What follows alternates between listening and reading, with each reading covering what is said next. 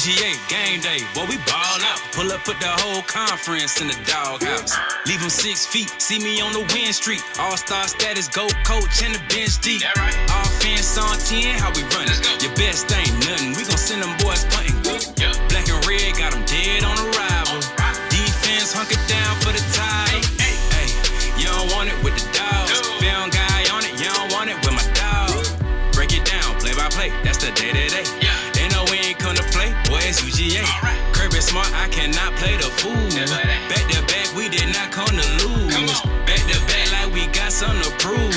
Pay your dues, dog nation on the move. What's up? We do a little bit different around here. We ain't come to play, we ain't come to play. Shut up and grind the tape. The tape. We ain't come to play, we ain't come to play. Them dogs in your face. Let's grind. We ain't come to play, we ain't come to play. Shut up and grind the tape. Shut up. Let's grind. We ain't come to play, we ain't come to play. Them dogs in your face. Shut up and grind. Let's grind. Grind the tape, bro. Grind the tape, bro. Grind the tape. The Shut tape. up and grind. Let's grind. Grind the tape, bro. Grind the tape, bro. Grind the tape, bro. Shut up and grind. Grind the tape, bro. Grind the tape, bro. Grind the tape. Shut up and grind. Grind the tape, bro. Grind the tape, bro. Grind the tape, bro. Shut up. The tape.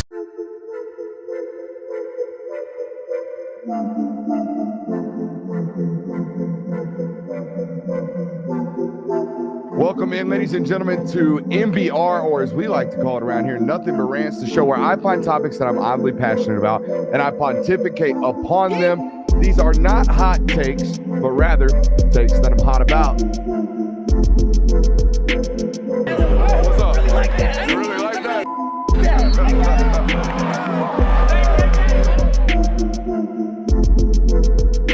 Let's shut up and grind some tape.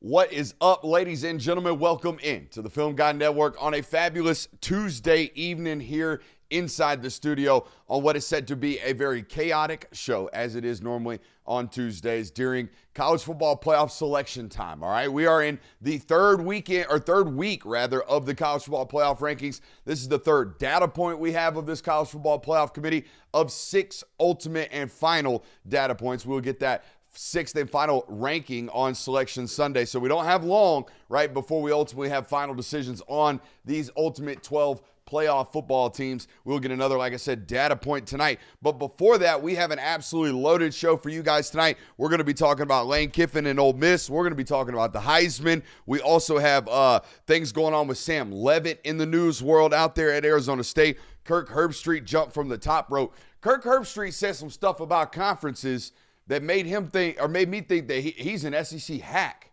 the Ohio State guy. He an SEC hack, and he defended it again with some solid points, I might add. I mean, my God, have I ever stood tall for Kirk Herbstreit harder than I will today. We'll also have a quick shout-out for a guy who midweek is going to get the I Love Football Award because of news developing out of Gainesville. We got plenty to talk about tonight. It's going to be an absolutely insane, loaded, fast-moving show. All right, we don't really know what we got going on tonight because, like I said, there's a college basketball game going on right now, and the college football playoff rankings are not set to kick off really till about 9:15. But we don't really know when they're going to actually go because, Lord knows, college basketball can tend to linger. How are you guys doing tonight? Doing good. Enjoying a nice Tuesday evening. It's quarter zip season, huh? Yeah. Yeah. I had to go to pressers today, so I had to, dress up a little bit. I mean, had to be professional. That's right. Had to be professional. Let's start out in Oxford, boys, where there is an obvious storyline going on today, or not today. It has been for about, I don't know, a month now since they fired Billy Napier down there in Florida. I would even say before they fired Billy Napier, like since it was pretty much since USF beat Florida, it's been kind of, hey, Lane Kiffin might be the guy for that job. Absolutely. So Lane Kiffin goes on Pat McAfee's show today in a very pre-recorded kind of, I'm going to go out there. And the whole purpose, I felt like he was on there having watched it live, having watched the live episode of the pre-recording release. I felt like that was very much so, I'm going to go on here and let everybody know that this ultimatum thing is not true and that we're focused on, this bye week and preparing for the Egg Bowl. That's all. I'm not going to talk about it. They're not going to ask me anything about, do you want to take this LSU job? Do you want to take this Florida job? Just give me the opportunity to come on your show, Pat, and let the world know that there is no ultimatum going on right here. Matter of fact, I was just doing hot yoga with the AD. Did you notice that? He slipped in the fact that he was up at hot yoga with the AD this morning at Ole Miss, and everything's copacetic out there in Oxford. No need to look. I think the only thing that I believe firmly in this story, despite there being a whole bunch of different stories in this one big story, is nobody knows anything. No matter, like there's people that will tweet that, oh, it's done deal, he's going to Florida. Oh, it's a done deal, he's going to LSU. Oh, he's for sure staying at Ole Miss. Nobody knows anything. And the way that I know that nobody knows anything is the number of times I have seen somebody chase down Lane Kiffin's son to try and get a quote from him or get information from him. Like, if that's the source you're relying on, then nobody knows anything, in my opinion. That's multiple times over. I thought that was just one goofy local reporter that ran him down at a high school. I saw one time where they got quotes from him asking that, and then I saw another thing today where it was, oh, Knox Kiffin said that he's staying. Yeah, I also saw a report on some message board that said Knox Kiffin's already enrolled at some high school in Gainesville. So if you're tracking the movements of a 15-year-old, I find that to be a little bit odd and misleading. Yeah, no, I mean, off-putting. I think Jay was absolutely right in that no one knows anything. I don't even think Lane Kiffin knows anything necessarily. I don't think this is something that's being kept under wraps, and he's already made his decision. I think Lane Kiffin very, very much so has no idea where he's going to be next year. Now that the boys have told you they know nothing, does he stay or go? Just stay or go, yes or no? Stay or go? Stays. Does he stay or go? I'm going to say go. All right, I say he goes too. Is it Florida or LSU? Oh, that I don't know. I think it's Florida. Sneaky Auburn? Nah. No. Auburn's about to go ahead and hire Summerall. Yeah. It sounds like. So it's between Florida and LSU or Ole Miss.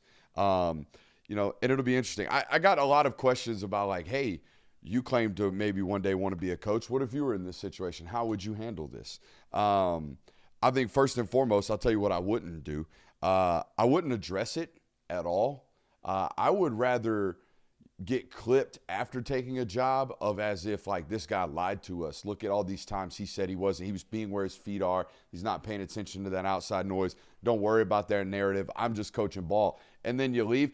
I would rather that happen than because ultimately when you do that, when you stand in front of the microphones like Eli Drinkowitz is doing right now, and you tell the world you're not thinking about these things, you are where your feet are, you love the athletic administration, they're so much committed to your football program, y'all are in a good thing going on in Missouri, all that good stuff, you love your family loves all that good stuff, and then get clipped because you take a job, and it's like, man, he lied to us rather than he trolled us and misled us. Because when you lie to people on the way out, it's just more of a, from an outsider's perspective, I look at you as, well, what do y'all want him to say? Do you want him to say in the middle of the season, yeah, guys, I'm out of here for this Florida job? No, you can't do that. But what you definitely can't do is the nana boo-boo spot the ball tweeting that Lane does. I find that to be a little misleading or a little distasteful, I think would be the right word there. I think it's a little distasteful. But that's Lane. I said this on a Sunday show a while ago. Lane does a bunch of stuff that I wouldn't do. Mm-hmm. Lane does a bunch of stuff that I don't necessarily like. It is what it is. I love that he wins. I said on one Sunday, he does a bunch of stuff that I don't like, but damn, I sure love him. Yeah. You know? Mm-hmm. I mean, let's look back in the last 15 years of what Lane Kiffin's career of coming and going from coaching jobs. Al Davis called him a disgrace to the Raiders organization when he took the head coach, when he got fired by Oakland. Then he took the head coaching job at Tennessee and talked about how they're going to be national championship teams and all that. Immediately left after 1 year for the dream job. He had, quote, dream job at USC. Tennessee fans rioting in the streets. They still hate him to this day. It's why they always talk about, like, that's why we threw mustard balls at that guy. Immediately after USC, fired on the tarmac, the iconic story there. The Alabama OC, I don't know if people necessarily remember this. Do you remember that before that national championship game, Lane Kiffin was pretty much dismissed of play calling duties and called for start. So, like, the FAU, him leaving for that job. Yeah. They didn't like the way he handled that. He was kind of checking out of game plans. Yes. Exactly. Was the reporting. The only departure that he's had from a position in the last 15 years that went smoothly was the FAU job. And at that point, it was pretty much just understood that if a Power 4 job came knocking, he would be leaving. So this not going very smoothly, whether he's staying or going, makes perfect sense in the Lane Kiffin timeline. What a tremendous place to rebuild your image as a football coach. Boca Raton. Yeah. And then head out to Oxford. Yep. Go from drinking Mai Tais on the beach at the Havana to hanging out in Oxford in the square. and giving up the sauce. Yep. So that's good stuff. Do you think this is potentially a psyop? By who? Brandon Walker had this take. And I don't know you. I don't really care to get your opinions on Brandon Walker. I thought the take was delightful. Ole Miss and Lane Kiffin get together, and they're like, hey, let's just make this real loud. Let's plan a bunch of stories. Let's have media show up on the tarmac out there at LSU when I fly the family in to look at the school. And then let's very publicly turn down LSU, and let's very publicly turn down Florida. And then what this fire is that we have now becomes an inferno out here in Oxford. I could see Lane Kiffin being that deep into trolling the entire narrative. It's honestly why I'm sticking with the point of I think he stays, because with how crazy it is, with how many different things are being leaked out right now, it does seem like it has gotten a little too chaotic for a not mid-season, because we're past the mid-season point, but in the midst of a season coaching search, it feels a little too chaotic and loud for a guy that is a head coach of a program, and not just of any program, a program that is in the midst and on the cusp of making a playoff run. It just feels a little too chaotic. Now, it does sound a little tinfoil hat theory to say like he planted the story of them going out there and viewing that campus out there in LSU and very obviously getting photographed on the tarmac. So what I would rather propose to you is this question, and I'll propose this one to the chat that needs to make sure they're liking the stream as well, by the way. Which of these do you think is far more likely? Do you think it is far more likely that the machine that is the decision-making conglomerate that is down there in Baton Rouge at LSU is so discombobulated and so, I don't know, poorly ran that they become such a leaky machine that local media or the word gets out so much so that they have flown a private jet to get the Kiffin family, and that's why the photo comes out? Or that Lane Kiffin and his agency planted the story? Which one is more likely? Because I think it's far more likely that LSU people don't know how to keep their mouths shut. That's what I think is far more likely. Absolutely 1,000% the more likely. And we've already seen. Because we didn't hear nothing about Gainesville. They had to do some digging to find out that the family apparently went to Gainesville as well. Well, it's not even that. We've already seen firsthand that this LSU coaching search, this LSU situation in general has not gone smoothly A shit show. all. Yes. You've got the governor cursing Brian Kelly at a formal meeting for the government. You've got, all of the details, all of the, fan theories that are going on, the flight tracking, which happens in most coaching searches. But it's very obvious that right now that LSU and Baton Rouge are in a very chaotic place. And I think that chaos is bleeding over into a guy that absolutely feeds onto that and does not shut it down. All that being said, they're a lock for a top 7 seed tonight in the college football playoff ranking. Yep. It appears so. I think that's the most impressive thing about all this. It's been an absolute shit show for the last month and a half. They've continued to win football games. Mm-hmm. This noise of him potentially leaving, I feel like reached one of its first apexes right there on the road in Norman after the Georgia football game. Yep. And he goes out there, remember, kind of does the, like, we own this shit, but it kind of looks like I'm not effing leaving clip. Yeah. And that goes viral, and then and it gets loud right now. It's getting even louder again, it seems, right now that, suddenly LSU's gotten heavily involved in this mix. I for the longest time, thought it was, well, if he leaves, he's leaving for Florida, and now it seems like LSU's heavily entrenched. Since this is a rankings reaction show, I do want to kind of get into this hypothetical question that I just thought of. Let's say that it does become true and that Lane Kiffin doesn't even coach the Egg Bowl. He's taking a job elsewhere. What does that do for Ole Miss in the rankings? How do you look at that team that is one loss, only losses to Georgia, but they don't have their head coach. They don't have their play caller now. Yeah, I was about to say, it's not just losing the head coach, you're losing the OC too. Oh, yeah. They would promote, I would imagine, would you promote Joe Judge or Charlie Weiss Jr. as the interim head football coach? Whoever's been or do more. you go P. Golding? Whoever's Probably been go more Golding, involved probably. in that. Probably go Golden and let the other guys stay focused on all the offensive operation. You'd rather Golding take on the head coaching title as opposed to your offensive play caller, in my opinion, if you're Ole Miss. You want that completely buttoned up and ready to go as much as possible in the midst of a playoff. Defensively, hasn't been very consistent this year. I think you'd rather the defensive guy take on the extra responsibility. Chat saying audio has been a little low. Can you bump us up maybe just a tad bit one way or the other? Let's not do it on the board. Let's do it somewhere within Streamlabs. See if we can figure something out there for the folks. Appreciate the honest and critical feedback. We need that. We're always trying to improve. We don't have some big operation in here. It's just me and the homies. All right, so everything that you see has been built in-house. Everything that you see has been done by one of us three or graphics. That's about it. So we need the audience to be that, that other quality control assistant, if you will. Lord knows we need as large of a staff as we possibly can, but we like to keep it tight around here. Yeah. We don't like a lot of lingerers. Too many cooks in the kitchen. Yeah. I think the 3 microphones is plenty. Yeah, you Definitely don't need a 4th. No. I love the I want to do what you do emails. Those are always great. We love those, but the band is tight right now. What you got? I don't know if there's much else I can do in Streamlabs at the moment. Say less. All right. We'll just talk louder. Yeah, we're good there. Is Ole Miss potentially Lane Kiffin's LSU to Nick Saban's? In other words, you leave this place, you got a potential to regret it forever.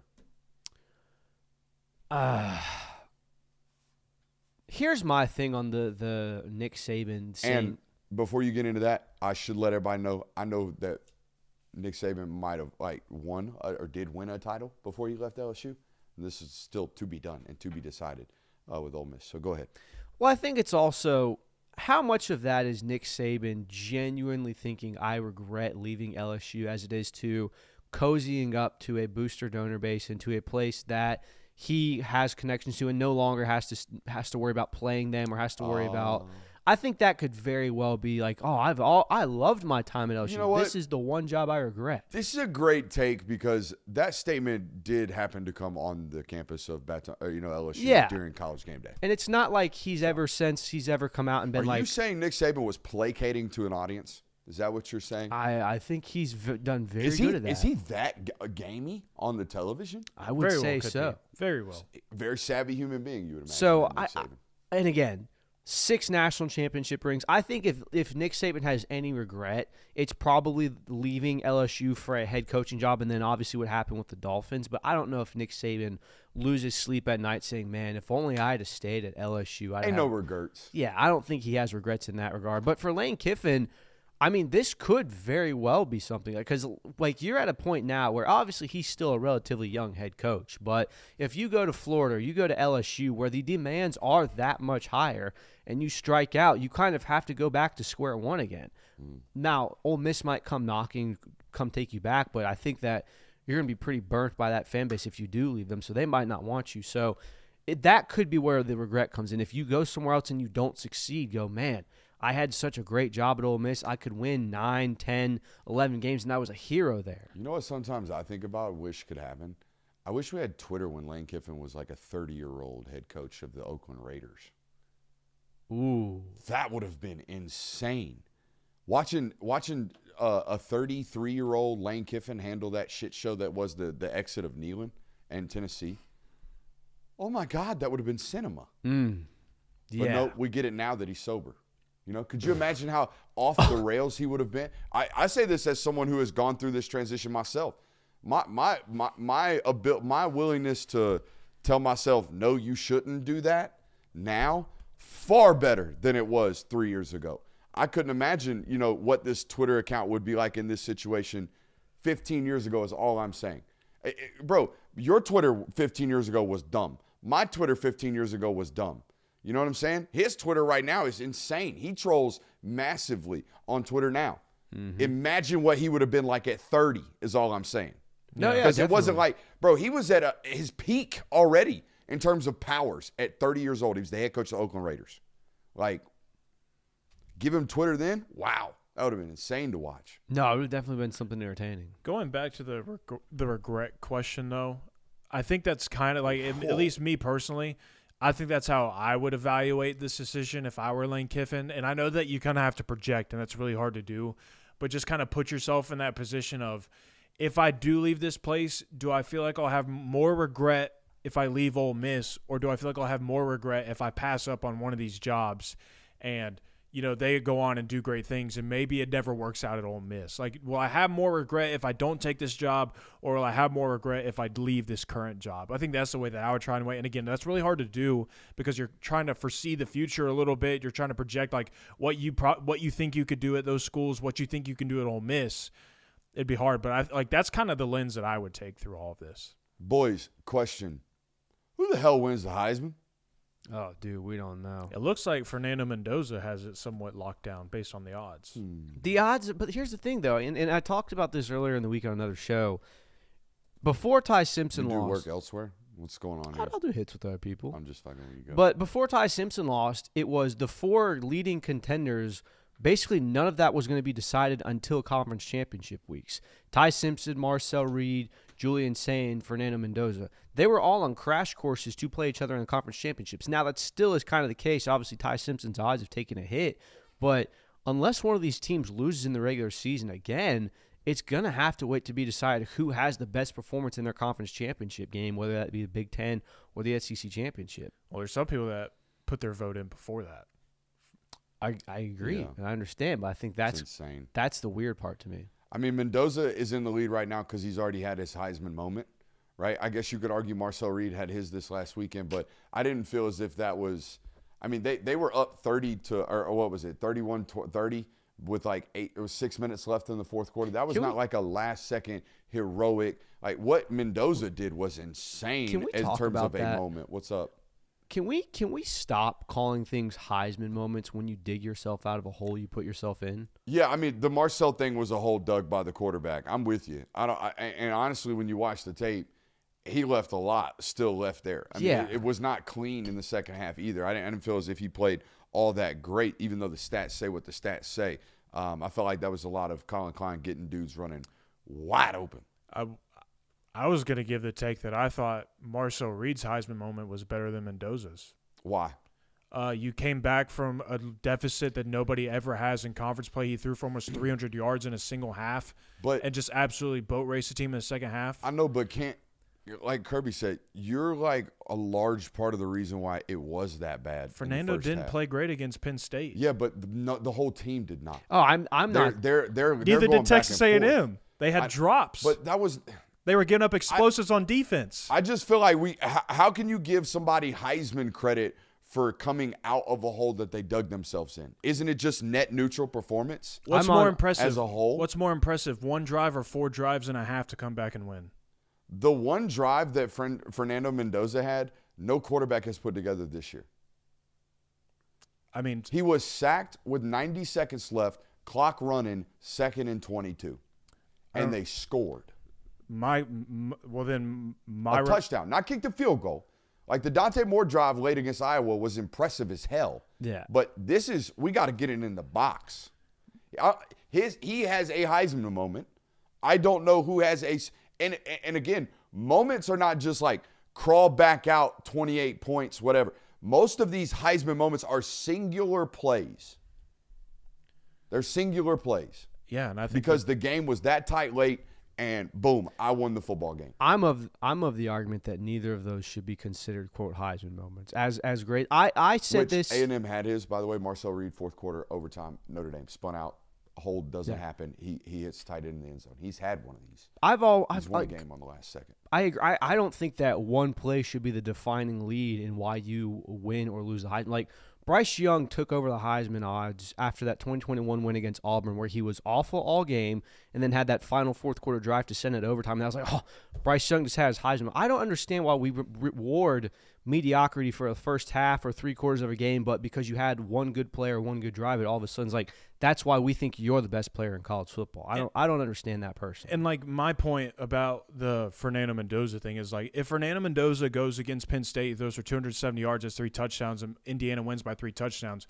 Nobody's looking at that and like, oh, that's super impressive. That's just Penn State. Who cares? Marcel Reed is the quarterback on the number 1 team in the SEC. They're undefeated. They've played great football this year. There's no doubt. But there are, in my opinion, at the quarterback position to win this award, there are what I would consider bare minimums. right? Statistically. Like, you have to win, certainly, but there are bare minimums. If you track the last 20 years of this award for the quarterback specifically, you have to have at least 40 total touchdowns responsible for. I don't care how you get there. If you throw for 28 and you run for 12, it does not matter. You got to have 40 total. And you can't throw more than 10 picks. You got to go all the way back to I think 2003 to find a quarterback that's thrown 11 interceptions and won a Heisman. And the only reason I bring that up is Marcel's already thrown 8, and he's only been responsible for 28 touchdowns. Like, he's really got to finish strong statistically. Now, none of these guys have really racked it up. Nobody that is in this Heisman discussion that we're talking about right now is even on pace for 4,200 yards in the regular season. Yeah. None of them have.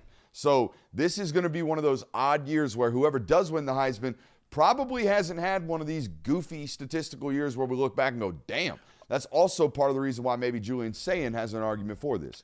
Julian Sayin's going to throw for maximum 3,100 yards in the regular season and including the conference championship game and have 28, 30 touchdowns responsible for. So he's not going to meet the thresholds, but damn, he's going to complete 80% of his passes. Yeah. I think it's going to end up being one of the more controversial Heismans because, if your finalists are, your 3 finalists are Marcel Reed, Fernando Mendoza, and Julian Sayin, there's an argument for all 3, a legitimate argument for all 3.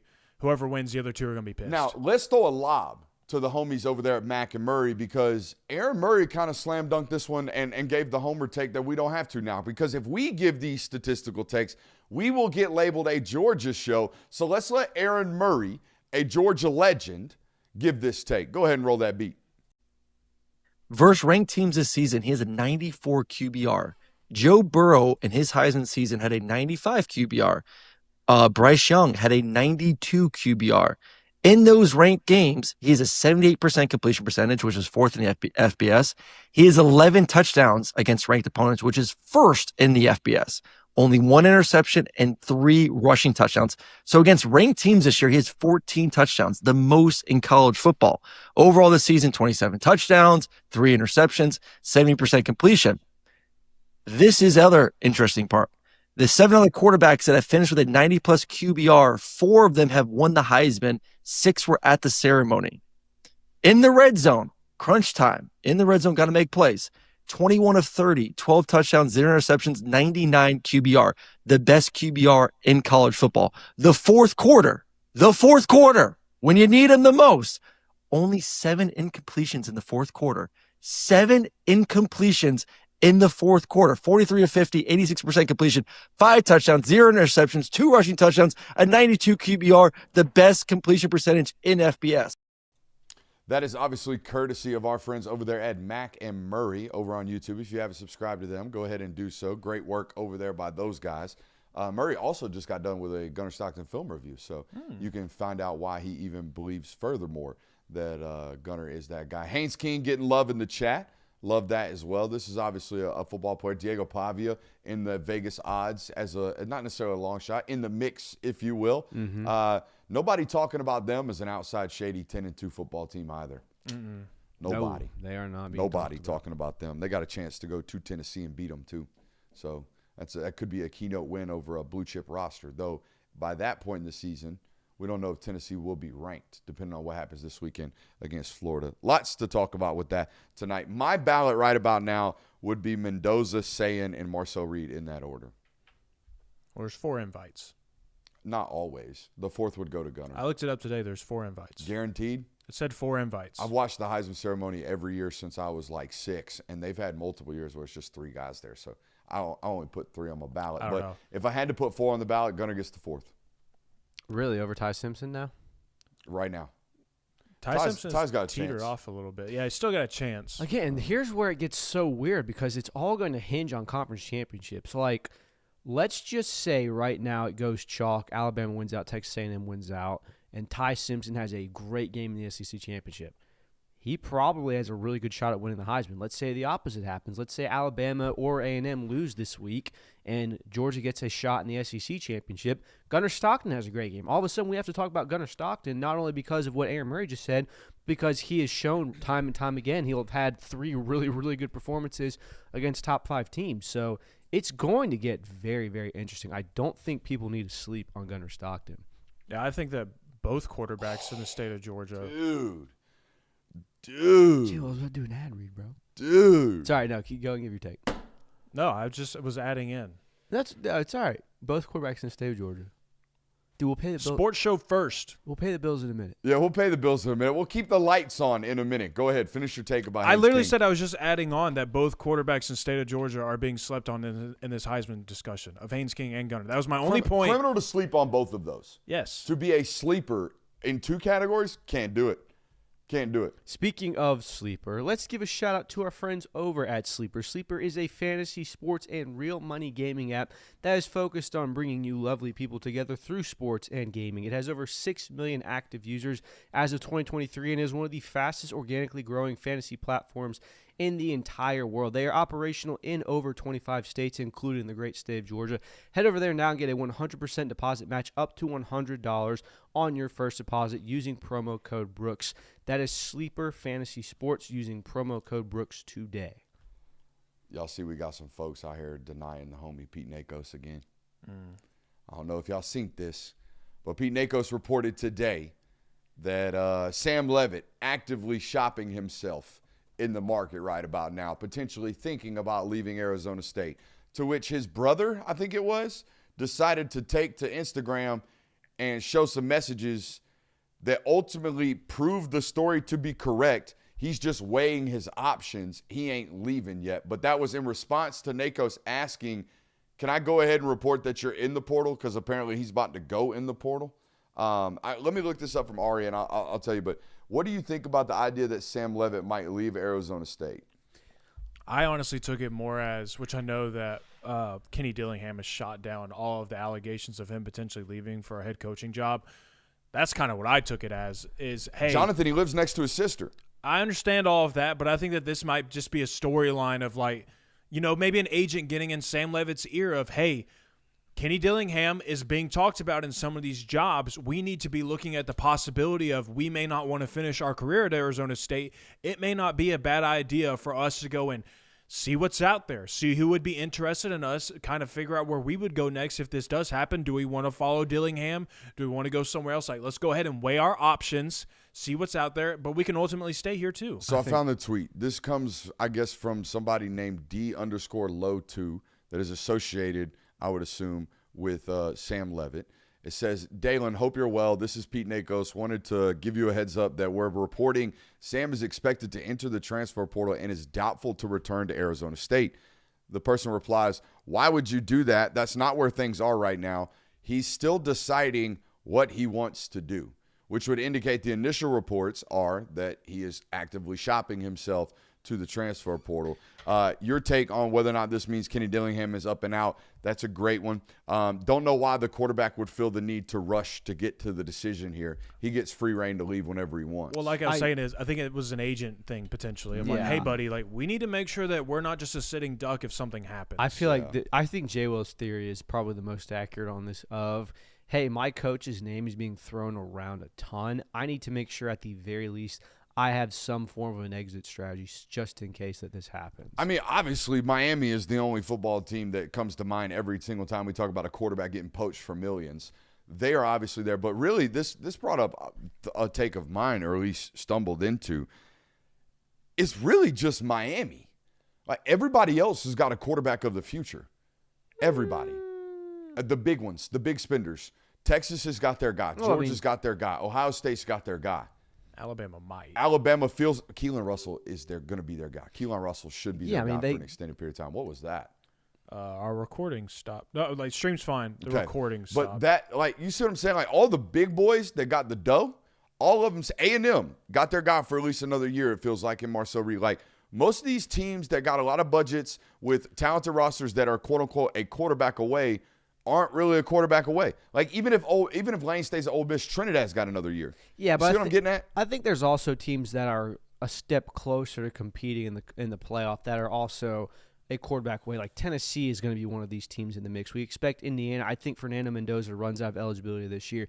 Vanderbilt even might be like, and hey, we've got a new head coach in Blacksburg. Maybe he's looking for a starting Yeah. quarterback. So there's a lot great of point. there's a lot of avenues here. I don't think it's the blue blood national title contenders are kind of taken up, but there's going to be plenty of quarterback spots available for Sam I also Levitt, find this should he very, enter. very ironic that this storyline popped up fresh 7 days after South Carolina and everybody denied the fact that Lenoris is going to be leaving anywhere other than the NFL.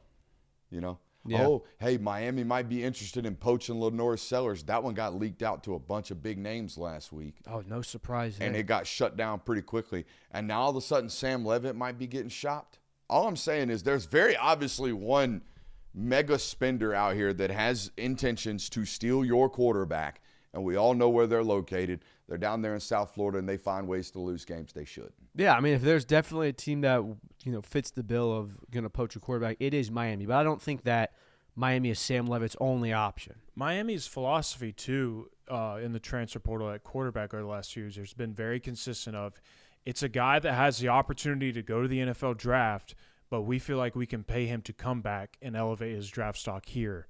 So that would be the avenue that which is why I think that people have automatically gone to the Lenoris Sellers thing of, oh, that's a guy that could come back, could go to the NFL if he wants to, but if someone throws out a big enough price tag, they might be able to sway him down there to Miami. Sam Levitt doesn't fit that mold, but he certainly fits the mold of a guy that is very talented, would be an expensive purchase in the transfer portal, and Miami has done that multiple years now. Shout out here mentioning Taylor Green potentially. I don't believe he's got another one. I don't think so either. I don't think he's got another year. But nowadays, I mean, who the hell knows? Right. I mean, shit, I feel like I got another one. You might. I wouldn't exhaust it. Go fight it in court. I'll probably win, if I just show a sign of diligence enough to where they'll just linger long enough to let me go. Although Ozuna didn't win that one. All those baseball guys kept taking L's, but the football guys got dubs. I don't understand what's going on in the court systems with regards to this eligibility stuff. It's pretty crazy. Yeah, the baseball guys got hit with, Diego Pavia should not be playing football still. Sorry. Yeah, so, Auburn won't be in the market unless the next head coach hates Deuce Knight. Mm-hmm. Which supposedly he's going to play What this if weekend Deuce along Knight with hates Jackson the next Arnold. head coach? Though? That's a solid take as well. Mm-hmm. But I feel like if you can retain Deuce Knight as the next head football coach, you should try to do so. At least what I know about him as an evaluator and what I think about his skill set. I think it's actually really, really good that he might end up in a real offense now because of this coaching change, and that would be ideal. I'm excited to see what he does this weekend against Tomato Can U. Who they got? Is it ULM? Mercer? They got Mercer? It's not a good football team. Ooh, I don't know. Mercer been scrappy in the mid-majors this year. Look out now. That's a scrappy FCS team down there in South it is Middle Mercer. Georgia. Dude, we've got Miami. What are they, 8-2? Mercer, I believe, only has one loss. Yeah, they're 9-1. I'm telling you, hey, this guy knows ball. Mercer, scrappy FCS team that Auburn better beat by 30 this weekend. Dude, we've got Miami fans in the chat defending their honor. Hell yeah. Hey, look. It's been a minute. Honest to God, that's what I was going to say. Honest to God, any Miami fan that shows up right now, you need to gather all of your friends that consider themselves to be Miami fans as well. Smack them around a little bit and tell them to stop being front runners. Because when y'all were undefeated and when things were looking sweet, was about to roll through the ACC, couldn't get you out of my chat. Stop talking shit. Then you take a loss to Louisville, turn around, lose to SMU as well, ain't been seen. So whoever that is in the chat, hey, let's go ahead. Give them 3. Because you, sir, are a dedicated football fan, which is why you have found this channel. You love it. I love that about you. You need to find some of that in your other fellow cohorts that call themselves Miami Hurricanes. That's all I'm saying. Because you a lonesome hurricane in this chat. Lonesome. We good? Yep. All right. Holy heck. Did you see these quotes from Kirk Herbstreit? When did Kirk Herbstreit I guess when he starts making $25 million, you can't tell him to stop saying the F word? Have y'all noticed this?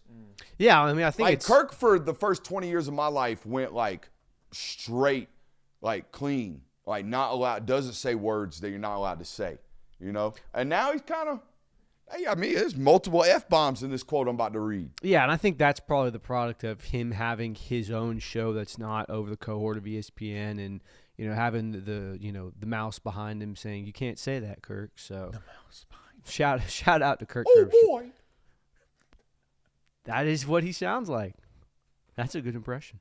That's all I got on that one. But anyways, he obviously went on a rant like a week ago saying that like if you think the SEC is not the best conference, you're just like, what are you watching? Yeah. Basically said like you're not watching football. And then the internet basically called him an SEC shill, and the fact that he works for ESPN, so he must just be an SEC biased hack. To which he responded this way.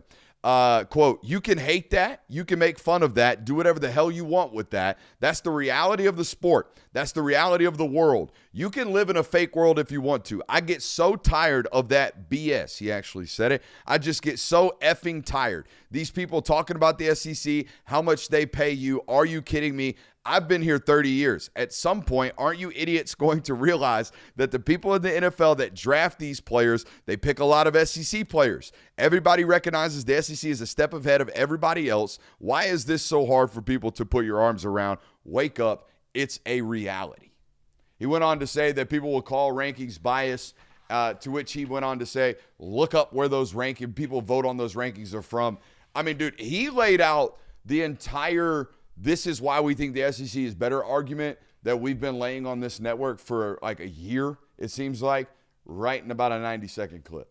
Just dumped it. It is, I mean, the part that is kind of funny, and like I'm honestly sick and tired of the conference arguments or whatever. I think it's choose your team, back up your team. Who gives a crap about the rest of the teams in the conference? It doesn't matter. As long as your team is good. If you're Ohio State, why do you care if Michigan is also good to make sure that the Big Ten is good? You shouldn't care about that. You should want them to suck. You should want everybody else in that conference to suck and for everybody to look at you and say, you're good. That's the best team, because who cares what the conference looks like? But what I will say is this. For anybody that wants to argue about the Big Ten and the SEC, there are so many metrics that will tell you which conference everybody else in the world thinks is better. Whether you want to look up NFL draft numbers, whether you want to look at recruiting rankings, whether you want to look at the actual rankings, whatever it is, TV ratings, like whatever it is that you want to look at, there are multiple metrics in this world that tell you which one is a better conference. But there's a whole section of the world that wants to ignore all of that. But I digress and say again, the whole argument is stupid to begin with. Oh, Jay, well, thank you. That has been the thing I've been hammering for so guys, long. I'm glad I'm with you. That comes from a fan's place where you want your team to be best, piss on the rest. Like, I'm with you. I get it. All that being said, it's definitely needed in terms of context this time of year when we're arguing who should be rated over who. And we have those. Because who plays who? We don't, though, because nobody believes in the metrics of strength of schedule. Nobody. People don't know this. The College Football Playoff Committee has their own strength of schedule metrics. Did you know this? They have their own that they don't let people know about. It's not public knowledge. They do not use the strength of schedule record metrics that you see on ESPN when you go look at the FPI. That is not how this goes down. They have their own. Now, what is that? They haven't told us. We don't know. Also, they've told us that there's a rule apparently that they really have to weigh who you play. Who you play matters. That's why this stuff does matter.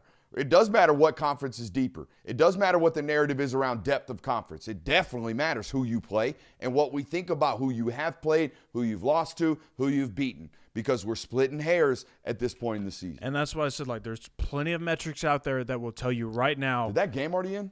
Yeah, I mean, Kentucky got waxed. Oh, wow. So we're about to expect rankings at 9:15 and get them at 8:40? No. I don't know about that. No. Next, playoff rankings, 3 minutes. But anyways, that goes back to my original point of there are plenty of metrics out there that will tell you which one is classified as the better and deeper conference. But from a fan's perspective, I am so sick and tired of all these fans grouping together and saying, rah, we're the Big Ten, or rah, we're the SEC. Who cares? Who gives a crap? Jay, well, I appreciate A 9-3 South Carolina merely 11 months ago gave a crap. So let's stop with that. Let's go on to our college football playoff rankings before these guys dump theirs in about 2.5 minutes. South Carolina didn't deserve a playoff spot.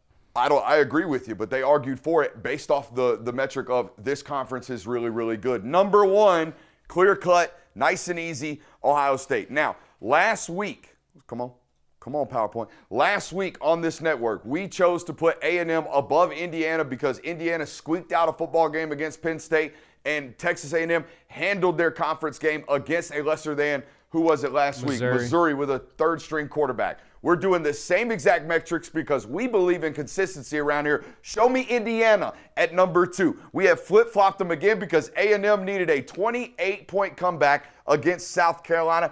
Give me number 3, Texas A&M. Last week, number 4, Alabama, obviously taking a loss this week. Show me number 4, the Georgia Bulldogs. All right, moving on to number 5. I believe we kept it consistent, left Texas Tech at 6 last week, bumped them up to number 5 this week. Show me the Red Raiders. On down to number 6. I'm losing mental memory of what we put on here, so go ahead and show me. Ole Miss down there at number 6. In the midst of wondering whether or not they're going to lose their head football coach. Show me number 7. I believe we went with Oregon right here, which means number 8 would be a deciding point right here. We went Oklahoma jumping Notre Dame. Last week, Oklahoma finished at, I believe, 12 on the college football playoff rankings, just outside of the mythical bracket because it has not been finalized. This week, we assume they will leapfrog Notre Dame. At least in our rankings, we'll see what the ultimate committee thinks in just a little bit. We put them in at number 8. Go ahead. Look, you beat a top 4 team at home. On the road. On the road. You beat them at their house. You absolutely deserve to jump up in the rankings. I get what you're saying now. You beat the number 4 team at their place. I didn't mean to correct you there, buddy. I'm just going really, really fast because we're flying by the cuff. I promise you they're not going to give the rankings in the next 30 seconds. I'm well aware of that, but we got a whole hell of a lot of talking points we got to get to before we actually do this. Show me where we at. We're number 9. Show me number 9. We went Alabama. Now, this will be a real stern talking point when we actually get to this, and we'll discuss this when I get back to the desk. How far does Alabama fall this week after getting beat by a number 12 team at home? Show me number 10. We went Notre Dame here. All right, then show me the 11 spot we gave to the ACC champ. Is that correct? And then the 12 seed now, instead of JMU, we gave it to Navy. They beat South Florida this week, the only ranked non-G5 team or non-G4 team. Yeah, I think the Notre Dame topic is going to be the biggest discussion because, like we said, like you kind of alluded to, Notre Dame has kind of had all of their big games, all their big moments, all their opportunities. You're kind of just sitting at best with that 10-2 record where all your tough matchups you've lost. Oh, they have to be tight here. There's another basketball game coming up right after this at that tournament. They got to be tight and concise here. So we probably will get this really, really quickly. You're right, not to cut you off. This Notre Dame discussion, I laid this out last week, guys. This is a nightmare scenario because just because you're 10-2 doesn't mean that there's not going to be more 10-2 teams that arrive that might have a better quote-unquote resume than yours because I don't know how they're doing this. Are they doing this how you've played late? Are they doing this full body of resume? Notre Dame's kind of got that both ways. They got an early loss that looks bad on their resume, 2 early losses, and then ran the table, whereas some of those losses that they have, they've looked good as of late. So it's very interesting to see, ultimately, to me, where Notre Dame continues to fall on this situation. My theory on this is that Bama will drop behind Notre Dame for now with the prospect that you can climb back in to jump ahead of them because you will still have – you don't have any ranked matchups left on your regular season schedule, but if you win out, you will still play in the SEC championship where you'll have an opportunity to do that. If you win that, you are going to jump forward. So I think that's kind of what you're going to see where it will be jumping ahead per se. I think Alabama will be ranked behind Notre Dame in this week just because you have to drop them some. I think the good news for the committee, at least it makes it real nice and easy, the ACC has kind of clarified itself. We kind of understand what's going on there. Georgia Tech, I think they have who do they got this week? They have Pitt. They got Pitt this week. So if they handle their business, they'll go on to the ACC championship game to play Virginia, who continues to handle their business. So I think the ACC has clarified itself again with Louisville losing this past weekend. All right, we have our first set of rankings. Arizona State in at number 25. Oh, very important here to watch where Iowa ends up. It looks like they're outside the rankings. Number 24, Tulane.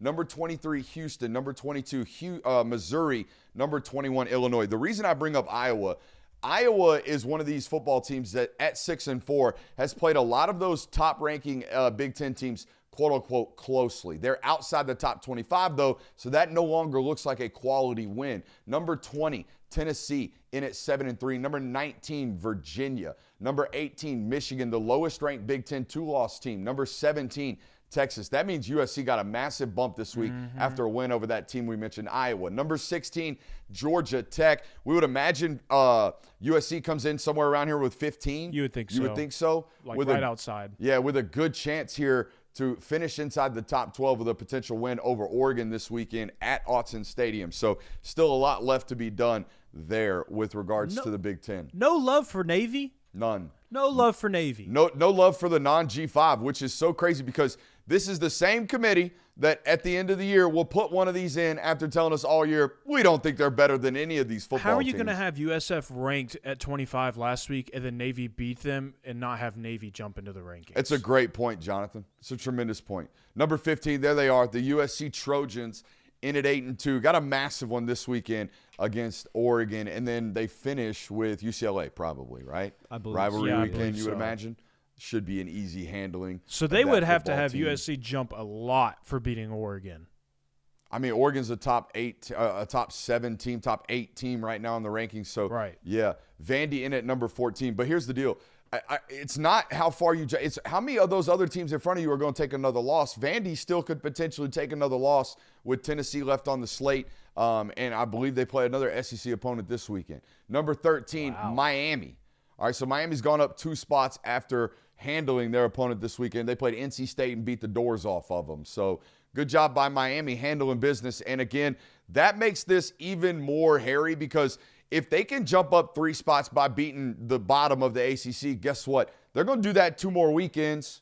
Guys, they're going to beat the shit out of whoever they got left on their schedule, you would imagine, because now they're playing with their backs against the wall. So that means they've got to be alert for 4 quarters. So you would imagine they show up the next 2 weeks, and they're just right there at 13. Georgia Tech has to feel pretty disrespected. Yeah. I mean, you had a 2-point win against Boston College. Miami has had 2 losses, and they've had some close calls. Utah in at 12. Guys, they've been just they've had their absolute doors blown off against anybody decent that they've played. That's crazy. And then BYU in at 11. I'm sorry, Utah closely lost to BYU and then got titty banged by Texas Tech. I probably shouldn't say that. That came out way too smooth for 1,300 people to be watching us. Dang. That's on me. Whoa. Good Lord, That's on bro. me, Way dude. to paint a picture, brother. Number 10, thank you. The Alabama Crimson Tide, 8-2. My face is extremely red and embarrassed right about now. Wow. Yeah, so they did drop them behind Sure did. Notre Dame. Notre Dame, but not by much. I want. Not by much. And still in the playoff picture. I have a pivotal question I want to ask you guys about Alabama, but I'm not going to ask you right now in the middle of the rankings. So Okay. I just don't want to veer I'll off. take anything to fill dead air right about now, except for me talking. Well, I mean, Alabama. Yeah, the you're in good news. timeout.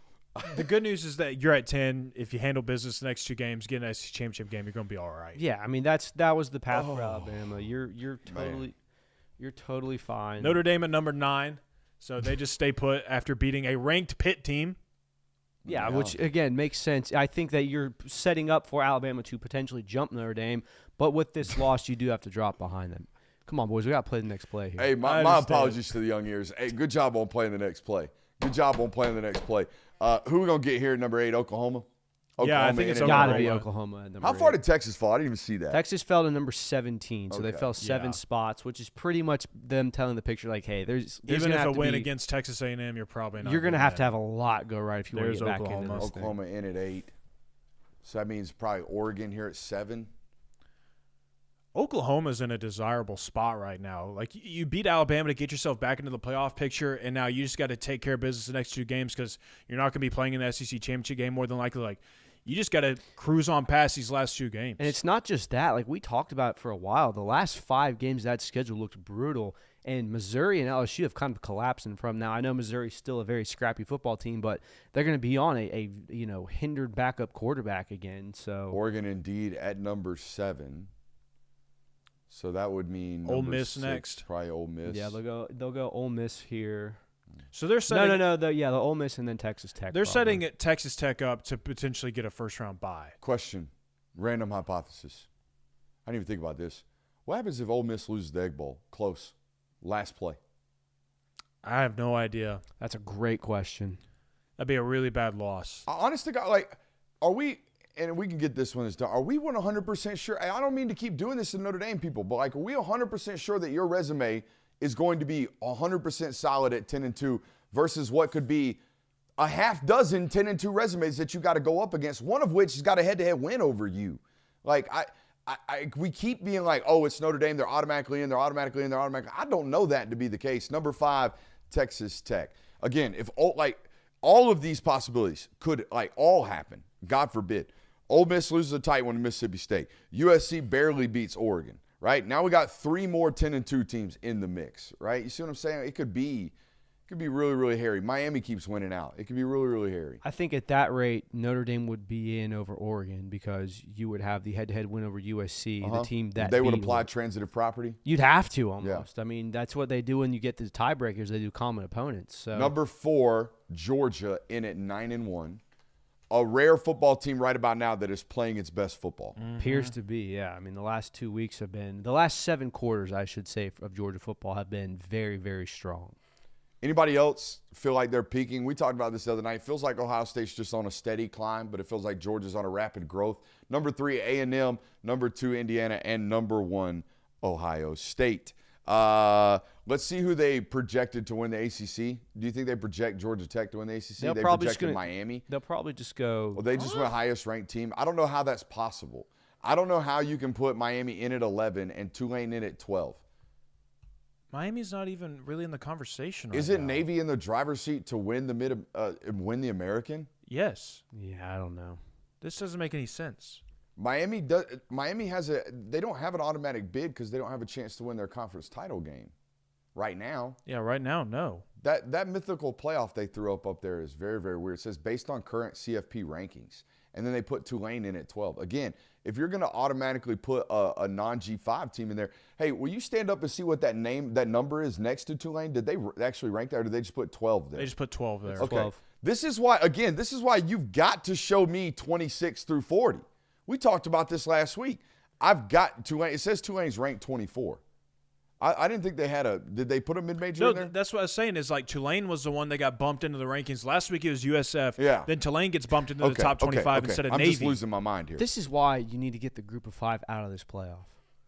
Like, stop pigeonholing them in and stop trying to force feed a group of 5 team because they deserve it and there's been too many instances where group of 5 the 12 team playoff should be more than enough to get a group of 5 team that is deserving, and you don't need to The keep deserving is forcing the important thing. Like I felt like Boise State deserved to be in the playoff last year. They didn't deserve to get an automatic bye. No, they did They not. didn't deserve to be ranked fourth. But do we They all deserve to be there though. They played 11-1, dominated their schedule to an extent. Like Yep. every game by I think 10 plus points. Yep. I Only think, loss was to a number 1 Oregon and they played team. them tight. Yeah. And Nevada tried to get them close late in the end of November last year, I think it was. But other than that, they ransacked their entire schedule and went out of conference to play an Oregon football team. I felt like Cincy several years ago deserved to be in there. They earned their right. Like there are paths. There are ways to do this. I honestly, to be 100% frank with you, I don't care if JMU runs the slate. I don't think they've played a Power 4 opponent worth salt.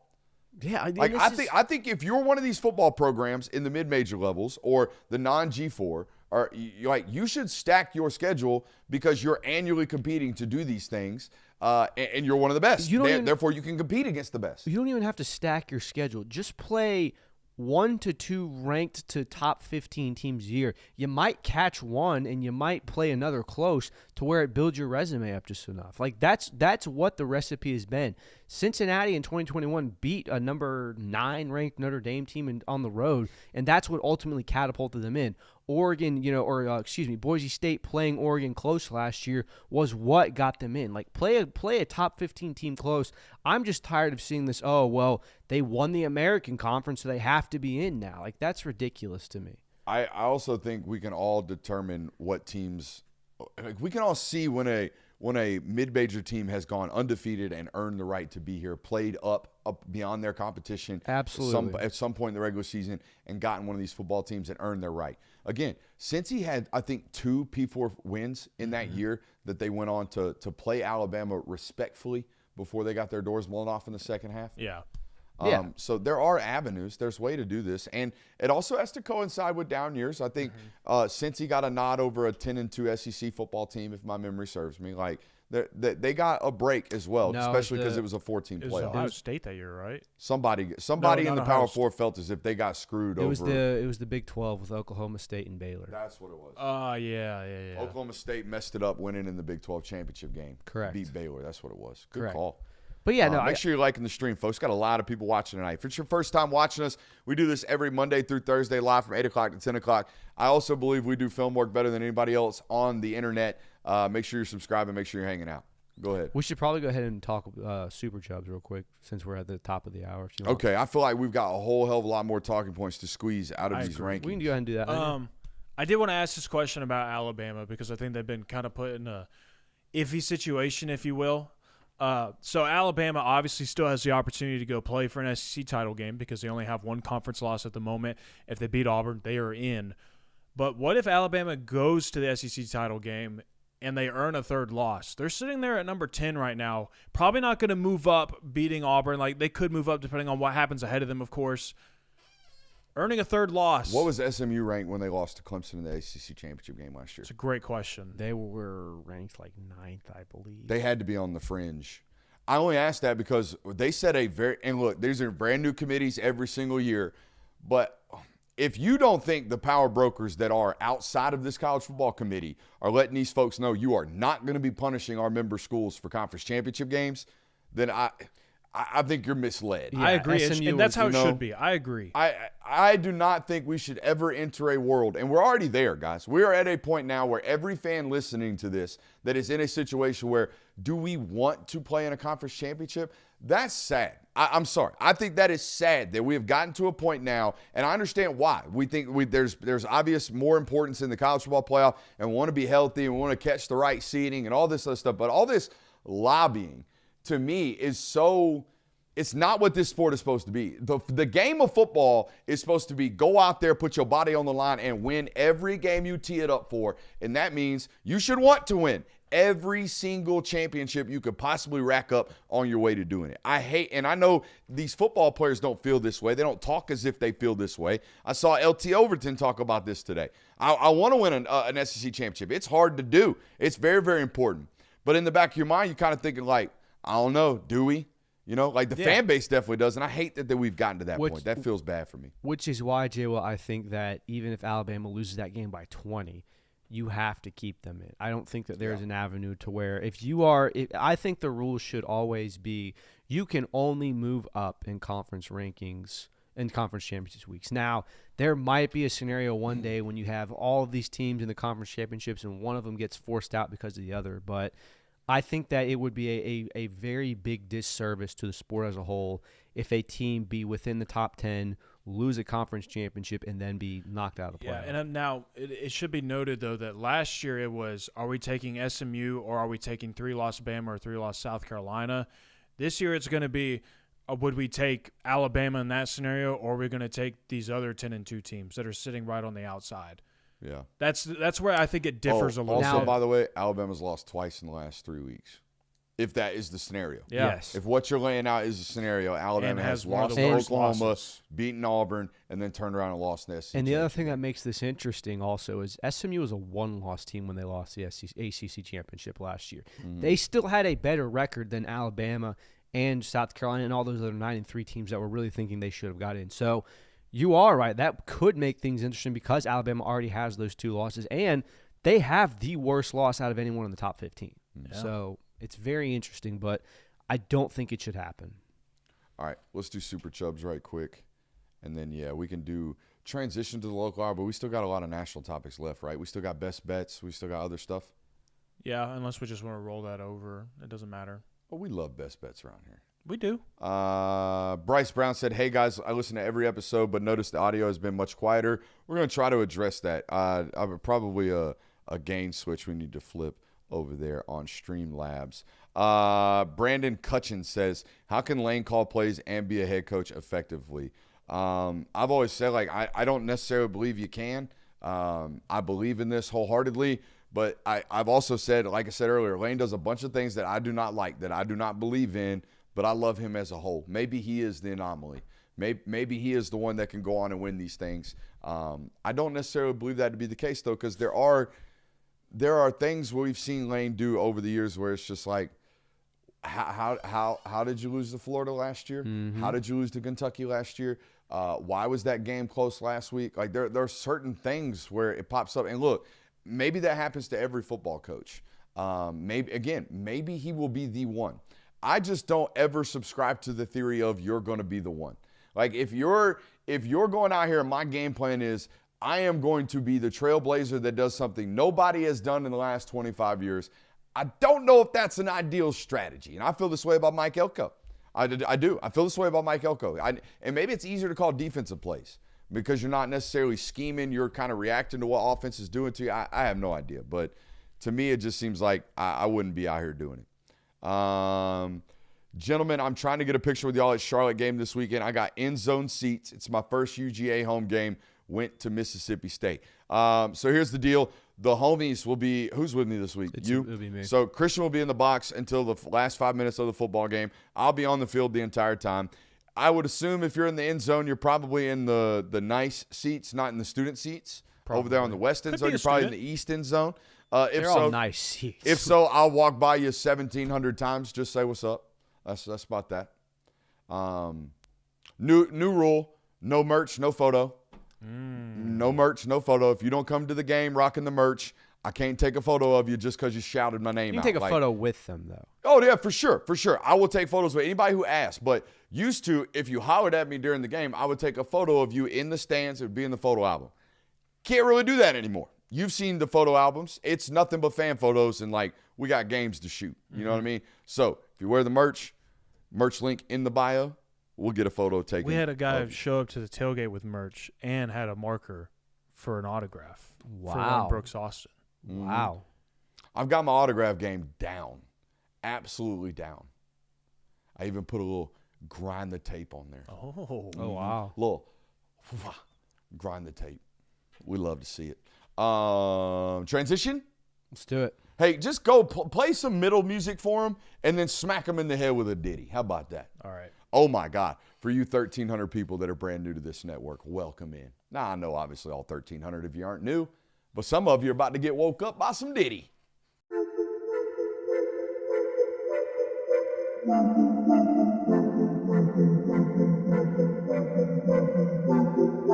Welcome into Talk the Dog, the show where we find a bone to pick and a take to give.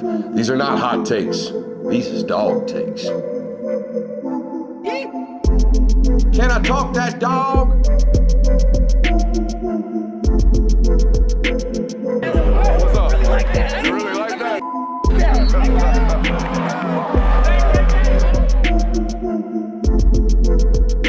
Let's shut up and grind some tape.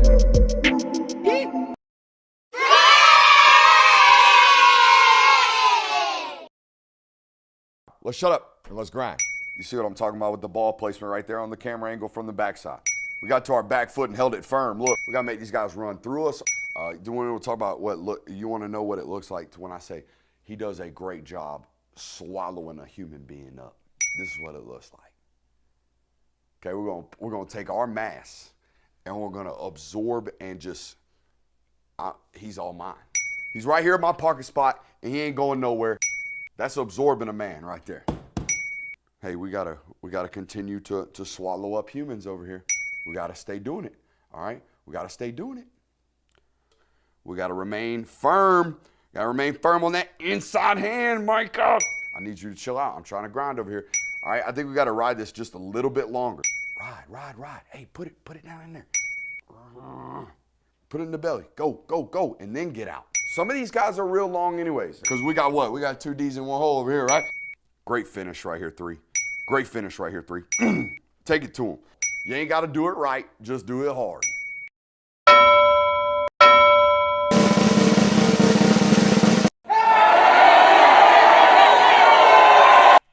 Honestly, good life lesson. You ain't got to do it right. Just do it hard. That is a life lesson. Just That the is a way of general life. life lesson. If you don't know what you're doing, just go really, really hard in the paint. You'll be all right. Definitely needs to ride those fakes a little harder. You put it in the belly, ride it out. I mean, that's just the rules. If you're brand new to the network, we talk a lot of ball around here, and every once in a while I get a little sussy. I apologize for that. Actually, I don't. No ditties on Paul Feinbaum today. We played it clean out there. Nice and professional. I think that was the most clips we've ever broken down on Feinbaum. Yeah, we broke down a bunch of plays today. Don't know if y'all noticed, but the homie's going off book as well. I've challenged myself even more with that film breakdown on Paul's show. What you looking at over there? I'm just checking out chat, and I was figuring out my timestamps over here. Hell yeah, that a boy. Doing my job. You got asked. They asked the producers off camera. Wish they would have done it on camera. The producers off camera asked who this wizard was. They're like, "Hey, who's that guy always sitting in the room with you?" And he gave him a nice camera shot. One waved at him and said, "Hi, I'm Christian." I didn't sound like that, but I did say hello. Yeah. I don't know if that's the voice I sound like in your head, but If you haven't watched it, we broke down Oklahoma's what would you call that? Oklahoma's handling of Alabama's offense. I told the boys before the show, first of all, I hate studying them. I hate studying them because they never make me feel more inadequate as an analyst than when I break down Oklahoma defense, because I don't really know what the hell they're doing most of the time, to be honest with you. Most of the time when you watch me break down Oklahoma defense, we break it down as simple as, are they playing zone? If they are, how many are high? Meaning, like, is it 2 high? Is it 3 high? Is it 1 high? Are they playing man? If so, how are they doing it? You know, like that kind of stuff. They do a tremendous job with their simulated pressure game as well. But in that game alone, guys, I saw them run man-to-man coverage with single high safety. I saw them run cover 2. I saw them run cover 4. I saw them run cover 3. I saw them rush 3. I saw them rush 4. I saw them pressure with 5. I saw them blitz with 6. I saw them blitz corners. I saw them blitz safeties. I saw them blitz linebackers. And then you look on Twitter, and everybody's like, oh, Ty and Alabama just beat themselves. And I would argue, yeah, they did. But Oklahoma also did everything in that football game to make sure never once were they comfortable. Never. Defensively, yes, absolutely. And I think that's where the Alabama beat themselves. The reality of it is also this, like, Oklahoma didn't play a winning game on offense. I believe they got outgained by over 100 yards. Like, they haven't the last 2 SEC football games that they've won. I mean, Tennessee walked it up and down the field on them, but you can't punch it in the box against these guys consistently. You just can't. The defense is too damn good. They eventually get you up off the field. So there's that. By the way, the how many are above the hard deck line is a real football principle. Like, we talk about that on this network all the time. The hard deck line is about 7 yards from the line of scrimmage. Anything above that is how we count the shells. Are they in 2 high? Are they in 1 high or 3 high, right? How many are high in the system will allow us to know where we can actually go. Is the middle of the field open? Is the middle of the field closed? All of these things are information bits that the quarterback is trying to collect. And Ty has done a great job all year of being diabolical at the line of scrimmage dissecting things. The other thing you'll notice about that Oklahoma film study that we put up on Feinbaum today is the fact that I think Oklahoma's the first defense I've seen all year that checks when the offense is checking. Like, the whole point of check with me is getting to the line of scrimmage, presenting a falsified snap, and then seeing how the defense reacts, and then calling a new play that beats that defense you just saw. It's really, really hard as a defense to be in an alignment and then right before the ball is snapped, call in a new play. Oklahoma did it to Alabama dozens of times in that football game, and they created a sense of I don't trust myself from a quarterback that through 10 starts has looked borderline flawless. Well, that's why, like, when you look at a stat sheet and you see that Ty Simpson has multiple turnovers in the game, it does on paper look like, oh, well, Alabama just shot themselves in the foot too many times. That's why they lost the game. When in reality, it should be Oklahoma's defense put them in so many situations to turn them over. Like, Oklahoma earned those rights to put them in those situations. Yeah, I mean, they shot themselves in the foot, but Oklahoma loaded the pistol, handed it to him, pointed it at the toe, and then Ty wrapped the finger on the trigger. Yeah. Like, that's how it looked like to me.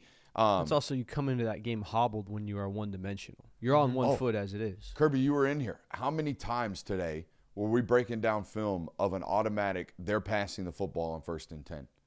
Yeah, it was weird. The second 1st and 10 of the football game, Jonathan, he throws a pass stunt at him. He stunts all 3 defensive linemen basically out of the box to get a one-on-one with the linebacker and Jam Miller because he knows they're about to throw the football on the second 1st down of the game. Wow. Like it's become such an analytical sport that guys are really, really like playing the coordinator more than they're playing the down and distance. They're playing the coordinator more and the tendencies more than they're playing the personnel packaging, all that good stuff. Folks saying it's the local hour, 100% the local hour. We are just going to absolutely go to town on this Charlotte matchup this week. I just can't wait. I mean, I can't wait to break down tape on You got any other thoughts on this Oklahoma-Alabama football game? No, I think we hammered them all. All right, good. What do we got local hour-wise? What do y'all want to talk about? I want to bring this point up so Georgia right now is currently ranked fourth in the college football playoff rankings. They've hovered around number 5. Now they move up to number 4. Georgia could potentially play in a conference title game, but they're also on the outside looking in at the moment because Alabama and Texas A&M both control their own destinies. So I think that Georgia is in a pristine position right now as far as the playoff goes because here it is. Best case scenario, Georgia is the 4 seed right now. They go into the playoff. They're the 4th best seed. Let's say Texas A&M wins the SEC, so they're going to stay above them. Georgia remains stay put at number 4. That puts you in the position of you're either going to play a G5 team if they pull off a miracle of an upset, or you're going to play the number 5 seed. So I think that you're in a position right now to where you're in a desirable spot in the playoffs.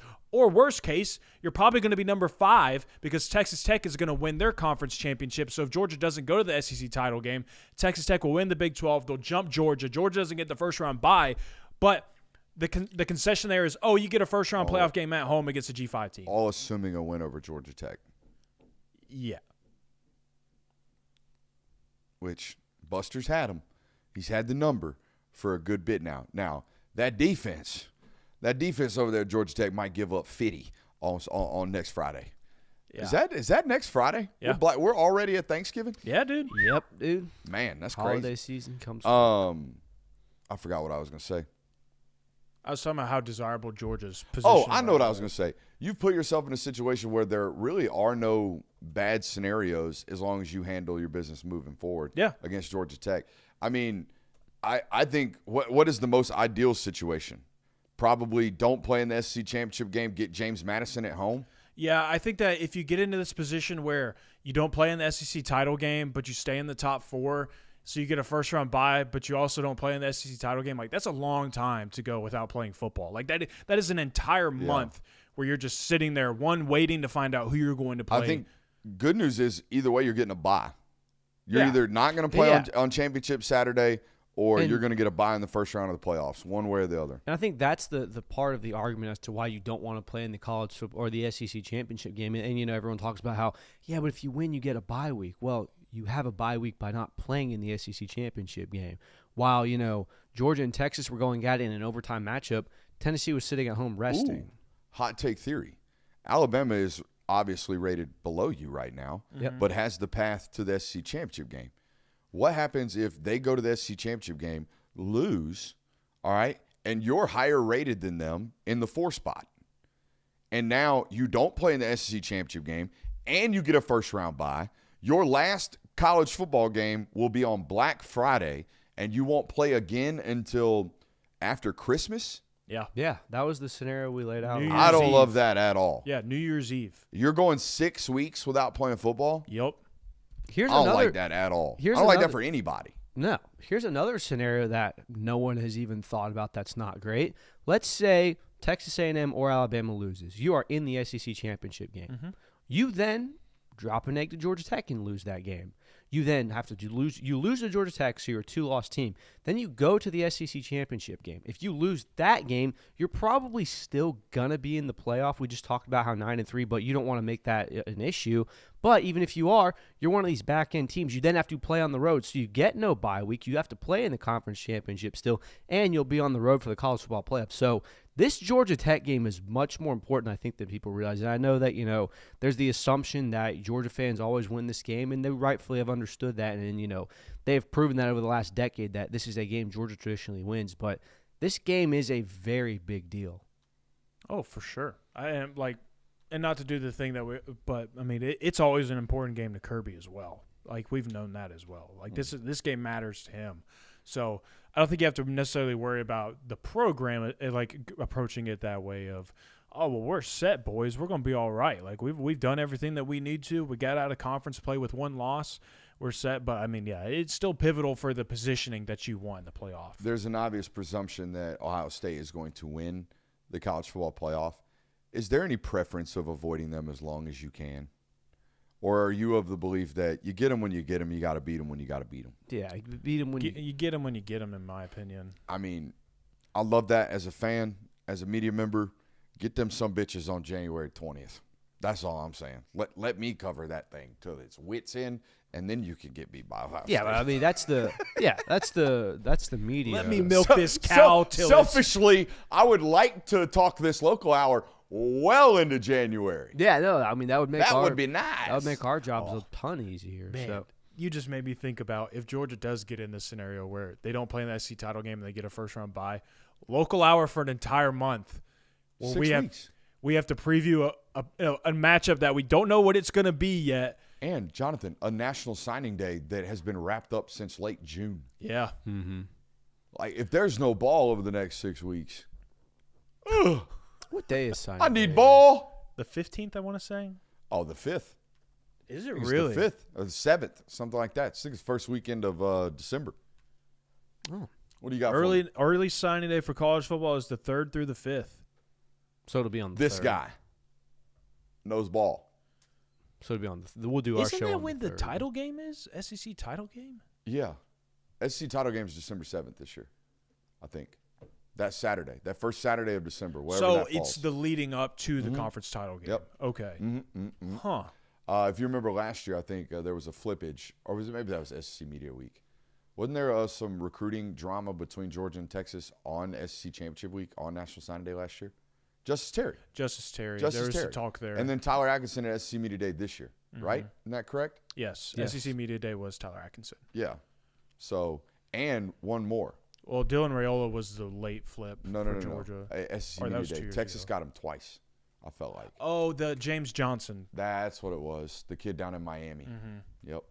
Is he sticking there? Seems to be. Okay. All right, so I've got a hypothetical question. Ooh, me like it. You don't want to go to the SEC championship if you're a Georgia fan. As much as we think that's not great for college football, do you want to see Alabama lose to Auburn on Saturday though in the Iron Bowl? Huh? Do you want to see Auburn beat Alabama if they're playing in the Iron Bowl on Saturday? Are you talking to a Georgia fan? Yes. No, no Georgia fan wants to play in the SEC championship game. That's just the way they are right now. Although, hot take, this is not even a hot take. I believe this would be a fact-based opinion. If you don't play in the SEC championship game last year, Fernando Mendoza is your starting quarterback and Gunnar Stockton is not. We did stumble into this weekend. If Carson Beck does not get hurt at halftime, Fernando Mendoza probably transfers to Georgia and wins that job in the spring, or at least battles Gunnar for it, and is paid $1.5 million to transfer there, and thus probably wins the job. But because Gunnar goes on and plays in the back end of the SEC championship game, wins the game, then goes on and prepares for a national title run in the college football playoff, thus eliminating them from either taking Fernando Mendoza or Dylan Lonergan, now your starting quarterback for the next, not just this year, next 2 years, is probably, or at least en route to be one of the most beloved quarterbacks to ever play here. Mm-hmm. And it doesn't happen if you don't play in the SEC championship game last year. Mm-hmm. Like, that's how these ripple effects work in college football. Butterfly effect is crazy. Yeah. So, But this goes back to my original question of, like, that's crazy. do you hate Alabama? How satisfying would it be to see Alabama miss the college football playoff if they lose to Auburn? Would that be worth it for you to play in the SEC championship? Dude, I'm Bama Brooks. I can't answer this question. Bama Brooks never wants Bama to lose. I personally don't care. I really don't. I don't Really? care if, dude. I don't hate Alabama like that. I really don't. I don't constantly. You're gonna. I know what you're I'm not gonna do it. No, I will not ever air you out like that. That Never. is like that is just fandom. What you're hinting at. That is Yeah. like being a fan of like crushing losses. But like I don't despise Alabama like that. I don't like honestly. I would rather Alabama win than Auburn. As a Georgia fan, I would way rather Alabama win than Auburn. Like, that's where I sit because I don't like Auburn. I truly don't like them as a fan. Whereas Alabama, it's like, yeah, they're good. Like, that's just part of it, man. Like, they have your number. They're good. It's part of it. Whatever. Like, beat them in the playoff at that point. Like, if that's how you want to settle things, beat them in the playoff in a matchup if you get matched up against them. So, I really don't care, to be honest. Chat seems like it's Alabama losing would be worth it, which – oh, it'd be like, sure, Georgia fans would get a great laugh if 2 years in a row under Kalen DeBoer you miss the playoffs. After all that talk about we're going to sing his praises. The last thing a Georgia football fan should ever want is that job to come open. Alabama? Yeah. Again, Glenn Schumann would take that job like that. Oh. You would lose your defensive coordinator like that. Yeah, now, but would he get the job? I don't know. But you could lose him at any moment. That's what I'm saying. You're also we've talked about on this show. We've talked about it being a little bit I thought ignorant you to were believe he's ever going to hinting stay. at the other guy. Hell no. That's like, Kirby whoa. would never take that job. Yeah, and that's why I was. I think that worrying about losing Glenn Schumann should not be a thing anymore. It's one of those things where it's going to happen someday, and you just have to accept that, and you have to trust Kirby Smart to hire the right guys in that position. I think it's fair to say that the last 3 to 4 defensive coordinators Kirby Smart has had have been a resounding success. So, yeah, losing Glenn Schumann would be absolutely devastating. It would suck. It's also not something I'm going to lose sleep at night because I know it's going to happen. It's like death. Why fear it? You know it's coming. Yeah, you're going to get him at some point. The stars will align. Bama will play Georgia again well before a national title. Wait, what? I thought you just mentioned eventually you'll play them again. Is that what you said? Not at all. I was reading chat. What were you just saying?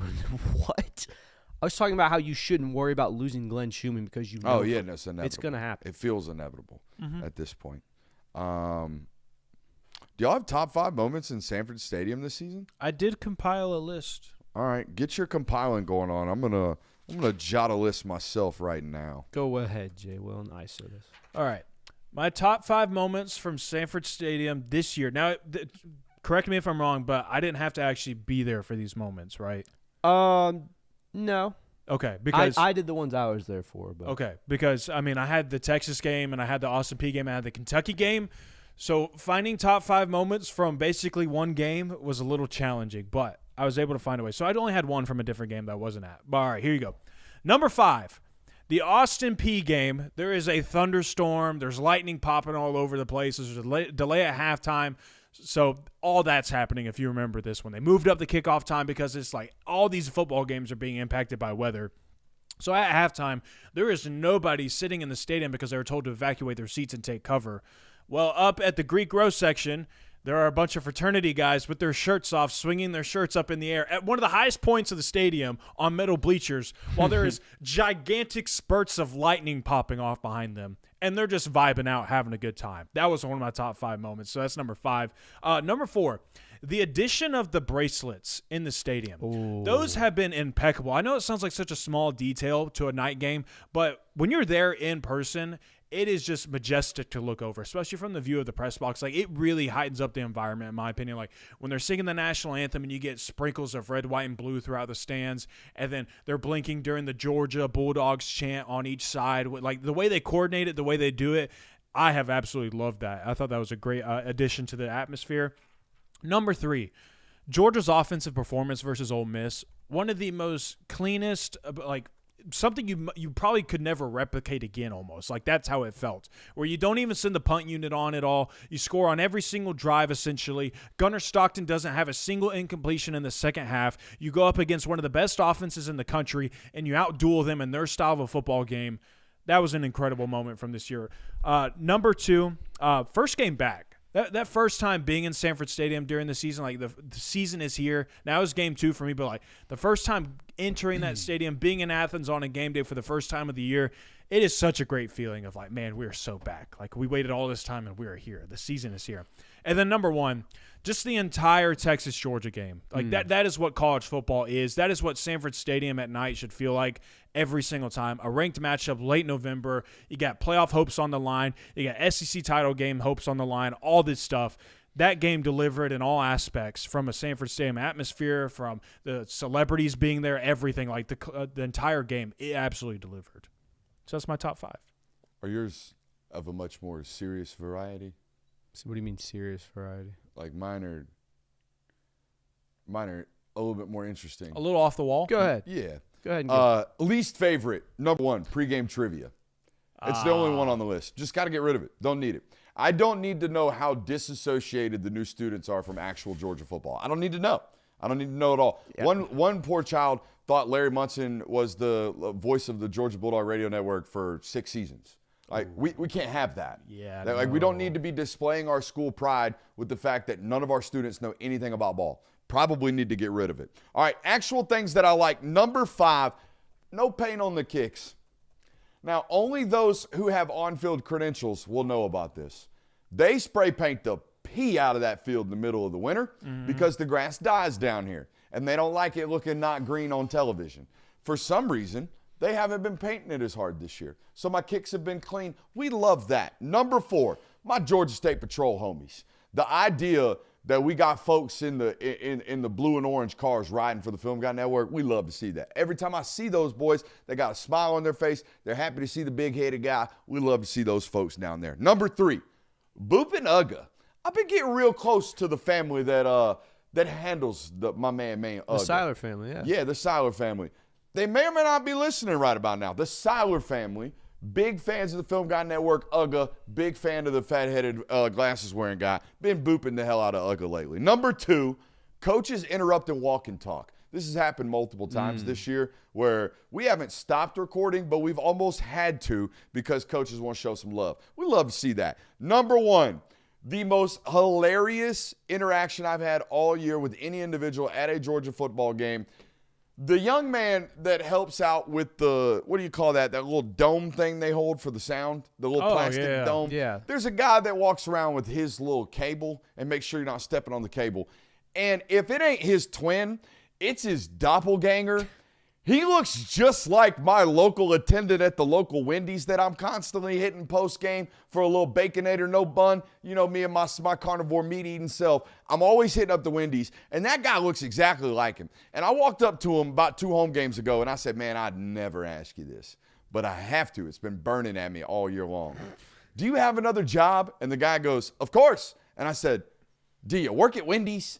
And he was like, hell no. And now every time I see that guy, we make eye contact, no words are said. We both have the biggest immediate childish giggle, and I will forever have that my man who does not work at Wendy's. You asked him if he worked at Wendy's? Buddy, you know how my social, what do you call that, restraint is. There is none. All you have to do is say, oh, where is it? And you get the answer without offending him. You think he was offended by asking if he worked at Wendy's? The hell no certainly indicates he would be. I mean, it looks just like him. I don't think that's an offending question. I mean, it's not an offensive question. I thought it was a doppelganger scenario. You very easily could have avoided that. I mean, and I would say, you obviously preface the conversation with, hey, I might ask you something that you might not like, but I have to. I have to ask this. This is going to sound absolutely insane, but do you work at Wendy's? Yeah. So, I think you handled it the right way. All right, what you got from a top 5 standpoint? All right, my top 5 memories from Sanford Stadium this season. Obviously, we did this list because Saturday is the last regular season game, potentially the last game of the season for the Georgia Bulldogs inside Sanford Stadium. So I figured, why not make a list of our top 5 favorite memories? Number 5 for me, what? Nothing. I'm laughing at the chat. Go ahead. Number 5 for me, while the end of result of this game was not anything that we'd have liked, Georgia running out of the tunnel for that game when we first had the wristbands and they first did the pyrotechnics was an absolutely electric atmosphere. If you could capture that moment alone and only that moment in the lead up to that game, an absolutely perfect moment for me in my opinion. Number 4, the first game back, watching Gunnar Stockton score his first rushing touchdown against Marshall gave you kind of that feeling of, ooh, you know what? Georgia might have something here with this kid. That very much excitement of, oh, look at how much this team loves playing for Gunnar Stockton. Look at how much Gunnar Stockton is enjoying playing as a quarterback. We might have something this year. That was kind of the first moment where, you got excited about it. Number 3, the final stop against Ole Miss. I was actually got to be on the field for that one because, last 5 minutes of the game, you get to go down on the field. So being in that atmosphere and hearing that crowd after it being, muffled so long because you're in the press box, absolutely electric, insane ending to that game, fantastic game. Number 2 for me, I was in the stands for this game. It's the one game I got to go to as a fan this year. Seeing that onside kick against Texas and watching that crowd absolutely explode, magical moment. And then my number 1, of course, getting to be a fan for the Texas game just as a whole. Getting to enjoy – what? Somebody said – Brooks might have that, what he writes in ocean waves. Yeah. Sorry, man. You don't need to keep coming to me. I keep laughing at the chat. Yeah, but no, the being a fan in that Texas game and doing all of the fanfare and getting to be in that environment as a fan and actually cheer when good things happen and, maybe give a little horns down to Texas fans was a lot of fun. And it's probably my favorite memory. I kept give a little sneaky one every once in a while. I will say, and I had someone ask me about this of how is it having to contain yourself in the press box? Not as hard as you think. Like thinking about like you as a fan having to watch a Georgia game in a place where you're not allowed to cheer. It's not as hard as you think, honestly. The onside kick was the closest I ever came to losing my mind in that setting. I will say that. Just no professionalism from you, dude. No, I was professional. I was very quiet. It was more so like oh my gosh, they just onside. You would have been subtweeted about so hard. Oh, I would have. Now, there was So hard. someone else in the press box that elected to clap. I have no idea who it was, okay? But that did happen. I do think that it is awesome that there is one media member that is so great at their job that they get to wear the logo. Yeah. He's the only guy, and it's Brandon Adams, the original OGBA. Brandon Adams is the only guy that gets to get credentials and wear the logo because he's that good at what he does. And he's that good at what he does. He's that good of a person as well. Like, that he too. is just a great You ambassador. will not find a single human being that will ever say a negative word about Brandon Adams. Brandon and Adams he has is earned just that. phenomenal. So there's no better person, in my opinion, that gets to do that sort of thing than Brandon Adams. Also a fantastic voice. Oh, yeah. Like, I think He's got it all, man. Fantastic. So. Neighbor. Well, I mean, You didn't know that, did you? I did know that. I did. You've said that multiple times. Let's not dox Brandon Adams on the show, though. Wow, also doxing myself? Yeah, I mean, Okay, my bad. Shout out BA. BA the GOAT. I don't allow people to call me BA out of respect for BA. no, I mean he. And BA, like when you're the younger, my brother's name is Blake Austin. I am Brooks Austin. He is older than me. I didn't followed in think his about footsteps everywhere by 30 months. He was BA everywhere we went, so that was reserved for him. It never trickled down to me. And I didn't get a nickname in college. I had one in middle school, Ham Hocks. Ham Yeah. hocks. I presume that was about the size of your legs. Yeah, the size of my legs. Always had thick trunks. You didn't have a nickname in college, huh? No. All right. What? You don't believe me? I'm pretty sure I recall a story at your birthday last year being No, shared that's about. a high school nickname. Okay. Yeah, they called me Beezy. Okay. Yeah. Lil Wayne was a big thing back in the time. So he was Lil Weezy. They called me Big Beezy. I was about to say it's Big Yeah. Easy, right? It's Big Beezy. It got condensed to Beezy when I got to college. Okay. Yeah. Which I don't condone that. I think we've grown out of the Lils. Mr. Beezy. Yeah, Mr. Beezy, which now that you've said it, it will be brought up for eternity now.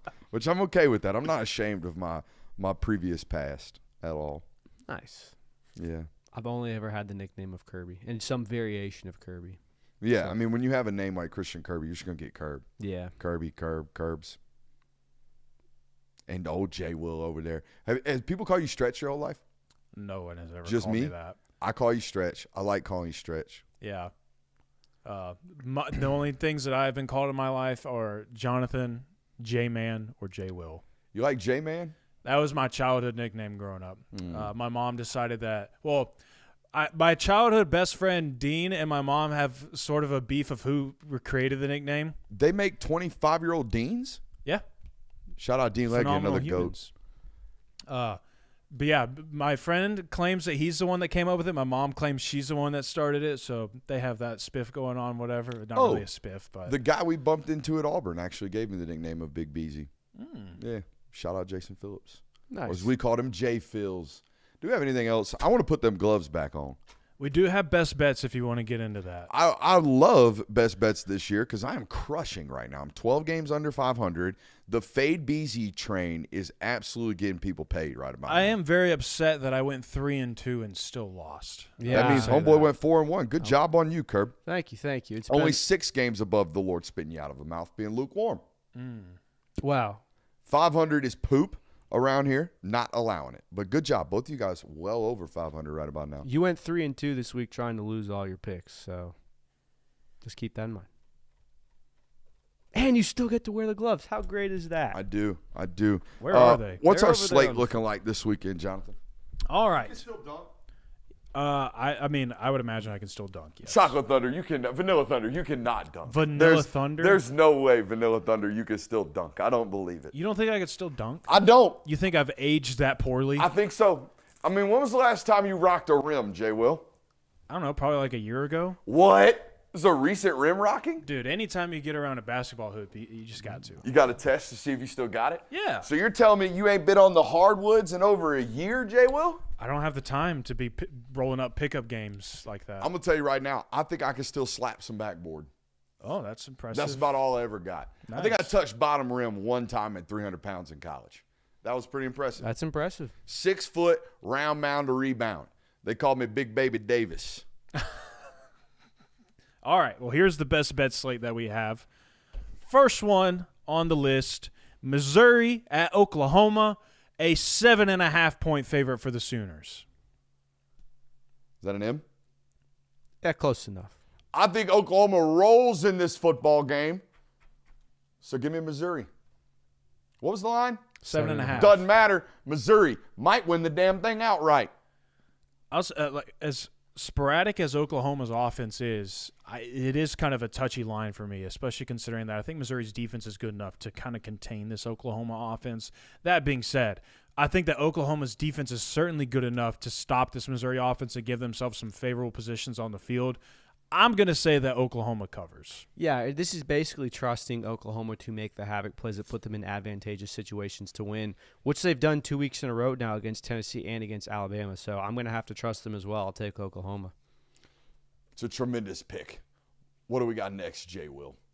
The next one we have on the list is game number 2, USC at Oregon. Oregon, 10.5-point favorite. Ooh. That's steep. That's Yeah. very steep. What's Vegas know that I don't know? I don't know.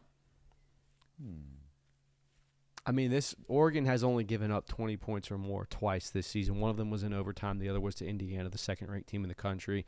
So I'd imagine Vegas believes that they're going to stop this Lincoln Riley offense that's been kind of just predicated on explosive, that hasn't been, otherworldly. I kind of am leaning taking Oregon in this just because the line is so, Vegas knows something. I've always subscribed to that theory. I'm going to take Oregon here.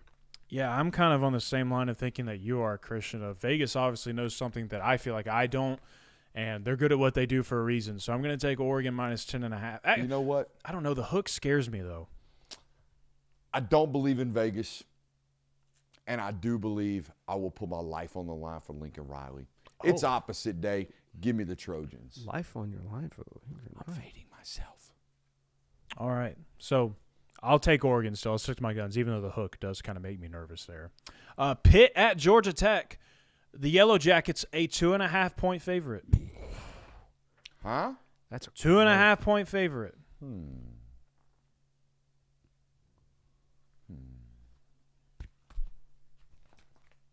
Give me the Furs. All right, he's taking Pitt. That would be Pitt, right? That would be Pitt. All right. They are the Panthers.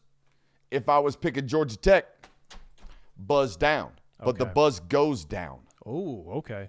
You're Oh, man. This line, this one being that close does make me nervous. But it's Tech at home. It's a night game. That crowd's going to be juiced as they could possibly be for a ranked matchup this late in the season. Everything's in front of them.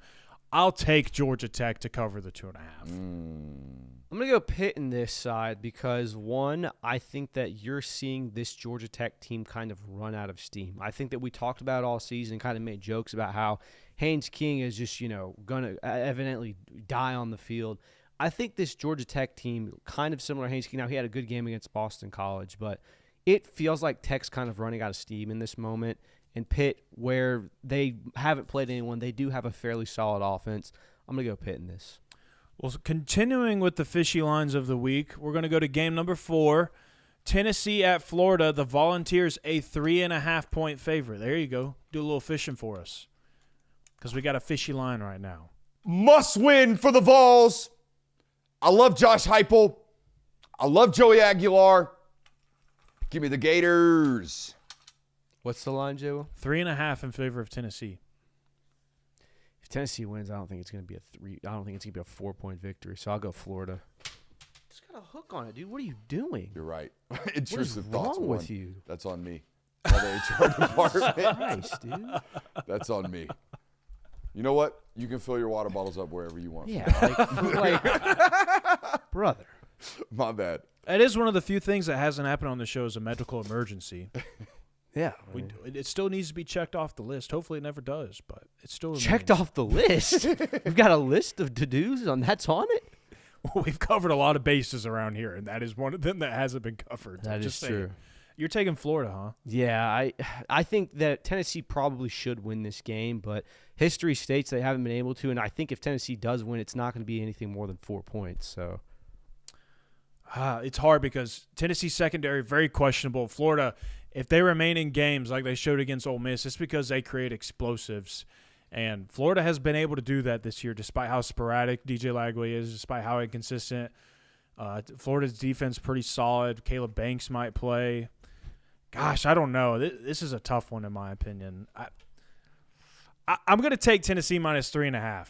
Even though I say they break the trend, even though they haven't won there since 2003, I say they break the trend. I'm going to say Tennessee does it in rather big fashion. Give me Tennessee minus 3.5. you and I are very opposite this week. Which Yeah, I scares know. me. So we're going to get a decider going into the last week of the season of who is going to be crowned the best bets. We have one more game. Game number 5. BYU minus 2.5 against Cincinnati. Ew. Hey, it's a ranked matchup. Don't give me that face. Yeah, 12 versus 23. Is that correct? Big game matchup right here. BYU still ranked 12, right? Isn't that what we saw today? Yes. 11, I think. I think Utah was 12. Man, it's really high. Since he's played like crap, though, lately Mhm. Yeah, they haven't been as dominant as they were in the middle of the season. against the lesser thans. Right. I love the Cougars. Give me the Bearcats. Oh, okay. I'm going to ride with BYU on this one. I think that they kind of, might have hit an upward trend with that win against TCU last week. And like we said, Cincinnati hasn't been playing very well this past week. So I'm going to ride with the Cougars here. I am also going to side with you on that one, Kirby. I'm going to say BYU minus 2.5. There's the best bet segment. Hopefully I never wear the glove again this season. Hopefully I do. Yeah, I know. You're just rooting for Give it. them both to me.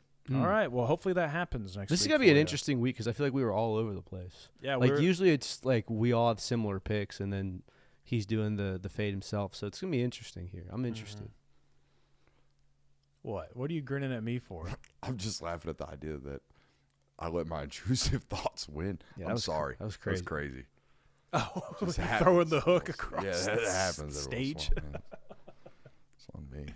We had player pressers today, Kirby. We did. So player pressers, if you don't know by this point in the season, these Georgia football players have been so well media trained that you are going to get one-word answers on anything. If you ask them, hey, do you think Georgia's the best team in college football right now? It will be, no, we just try to focus on what we need to focus on. And it was very much that. So credit to Kirby Smart and staff for making those things. So I figured instead of actually giving you a comprehensive notes of just me spitting that back out at you, if you want to see the full pressers, they're up on YouTube. Georgia posts them every day. There were some interesting revelations this week, though. Obviously, it's going to be senior night for a lot of these teams. Cash Jones was one of the players who was asked. He talked about how he wants the legacy of the senior team to just be, they worked hard together. They loved playing with each other. They made a lot of effort, a lot of good memories. DeMello Jones talked about how it's an honor to play with a lot of those guys, being one of the younger positional players on defense, and that he wants to go do right by them. I think the most interesting aspect of this presser meeting was Cash Jones was obviously asked first, and the big question around Cash Jones was, hey, onside kick, what was it like? How did that feel? Walk us through all of that. And he made a revelation that Georgia had been practicing that play for 5 years before running. Now, obviously, not a game planning thing for Texas of Kirby Smart back in 2018 saying, man, or God, it was 2020 then. In 2020 saying, you know what? When Texas comes to the SEC and when we play them in Sanford Stadium, we're going to have the perfect onside kick drawn up for them. But it just perfectly encapsulates how much he plans, how much he works at, and always covers, leaves no stone unturned of being prepared for something. That's the first onside kick I remember Georgia attempting under Kirby Smart. I could be missing one there. No, I don't think they have ever attempted one under so Kirby Smart. They've been preparing 10 years for a play they've won once in 10 years. The craziest part about that is that he knew the exact number of reps that they've taken. Yeah. Mm-hmm. And he mentioned this a while back. Is like, I can't remember what I asked him, but he basically said that they chart how many times they prepare their team for a certain look. Like if they get busted with something on a Saturday defensively, the first thing that they do as a staff is see how many times they gave that look to their players, not why the player busted the assignment. He busted the assignment because he wasn't prepared enough. So why wasn't he prepared enough? Let's go find out. We have the numbers on it. I thought that was the most this dude's a lunatic thing about that. It's not that they've ran it a bunch. Guys, you've played on football teams. You know that every Thursday we do these things. Right. Every Thursday, every Friday, whatever it is, day before the game, we're in shorts and T-shirts and a helmet on, and we're out here running these things. That was not the crazy part to me. The crazy part to me was the fact that he knew exactly how many reps, and he wasn't bullshitting. I can always tell when you are. It's like 275 times. No, he said we've ran that 263 times in practice or something like that. It was goofy. Insanity. And I would imagine, I know that you do it for both reasons of, if you get put in that situation, then you want to make sure that your team is prepared to recover it, but also, probably more so preparing your team to be like, hey, when this happens, Hans' team has to be ready. We got to make sure that we come up with the ball here. And, it speaks to the preparation because, obviously there are certain situations in a game where you have to attempt an onside kick. You have to try that, so you have to be ready for it. The fact that you have prepared so much at this one thing that you feel like, hey, on a relatively random Saturday night, we can just pull it out of nowhere and we haven't called that play in 10 years and have confidence that it's going to work, that speaks to the type of preparation that has gone on. And I do want to say, this is kind of maybe an off-the-wall comment about this, but I do hate that the NFL has changed the rules to where you can't do something like this. And I know that they've done it because of player safety, where the players are backed up now. They're not in your typical kickoff alignment, but you have to announce the onside kick, obviously, so the other team is prepared to align correctly. But, you miss out on a moment like that, where nobody in the freaking building or in the world is expecting Georgia to try and steal another possession right there, and it gets pulled off, and it's one of the greatest coaching decisions ever now. It's rare you see the one where the sneaky onside goes at an angle. Normally the sneaky onside goes, the kicker tries to kick it 10, everybody else blows the hole out, and then the catcher or the kicker catches the football after the 10-yard line. For them to run full speed, hit the tip of the ball, get it to bounce the way it did, and Cash Jones to catch that football. It also, to me, I don't know if y'all noticed this, it exposed that even the smartest and people who have been covering this game for a long, long time have no idea the rules. Yeah. Did you notice that Chris Fowler was he didn't even know what to do. He fell down. He's so excited. You can't advance an onside kick. Yes. That's why he fell down. It's one of those things where it's it's a very minute rule. But in that moment, and it's live television, if you don't know the playbook 100 or the rule book 100%, you're going to miss something like that. Yeah. Yeah. Just like you can't advance a muff punt. Correct. Yeah. You can't do these things. It's so I'm a weird football guy. I noticed it in the middle of the call. I'm not cracking on Fowler. It's just you can't do that. Mm-hmm. Yeah, no. It's a known rule.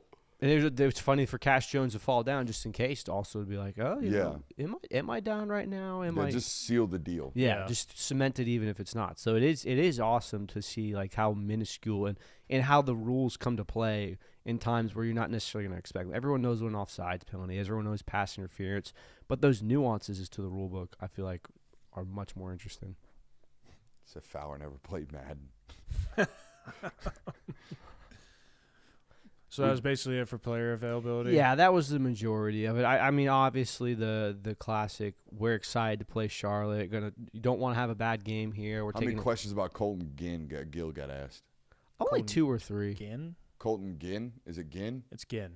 No. The kid that transferred from Oregon to Georgia, Colton Gill is his name, I think. He was he asked. plays for Charlotte now. Yeah, he was asked. They were asked about it, and obviously just he's a hard worker, really physical, enjoyed playing with him when he's here, excited playing him. Yep. Nothing so deep and surface level that you go, oh, wow, there's a lot to take in here. So shout out to Kirby Smart for media training the hell out of these guys. Jonathan, what's the plan around here tomorrow? What do we got going on? What film study are we doing? We have a few games that we could potentially prep for. We could. What's the chat want? And I know right now it's all Georgia fans hanging out, but what do you think the people will want? We've already really done it all. We've done both sides of the football for Texas and Georgia. We broke down Alabama and Oklahoma today on Feinbaum. We gave the comeback for A&M this morning on the network as well. I mean, we have hammered all the bases. Mm-hmm. What should we do? Should we look at C.J. Carr's performance against Notre Dame or against Pitt maybe?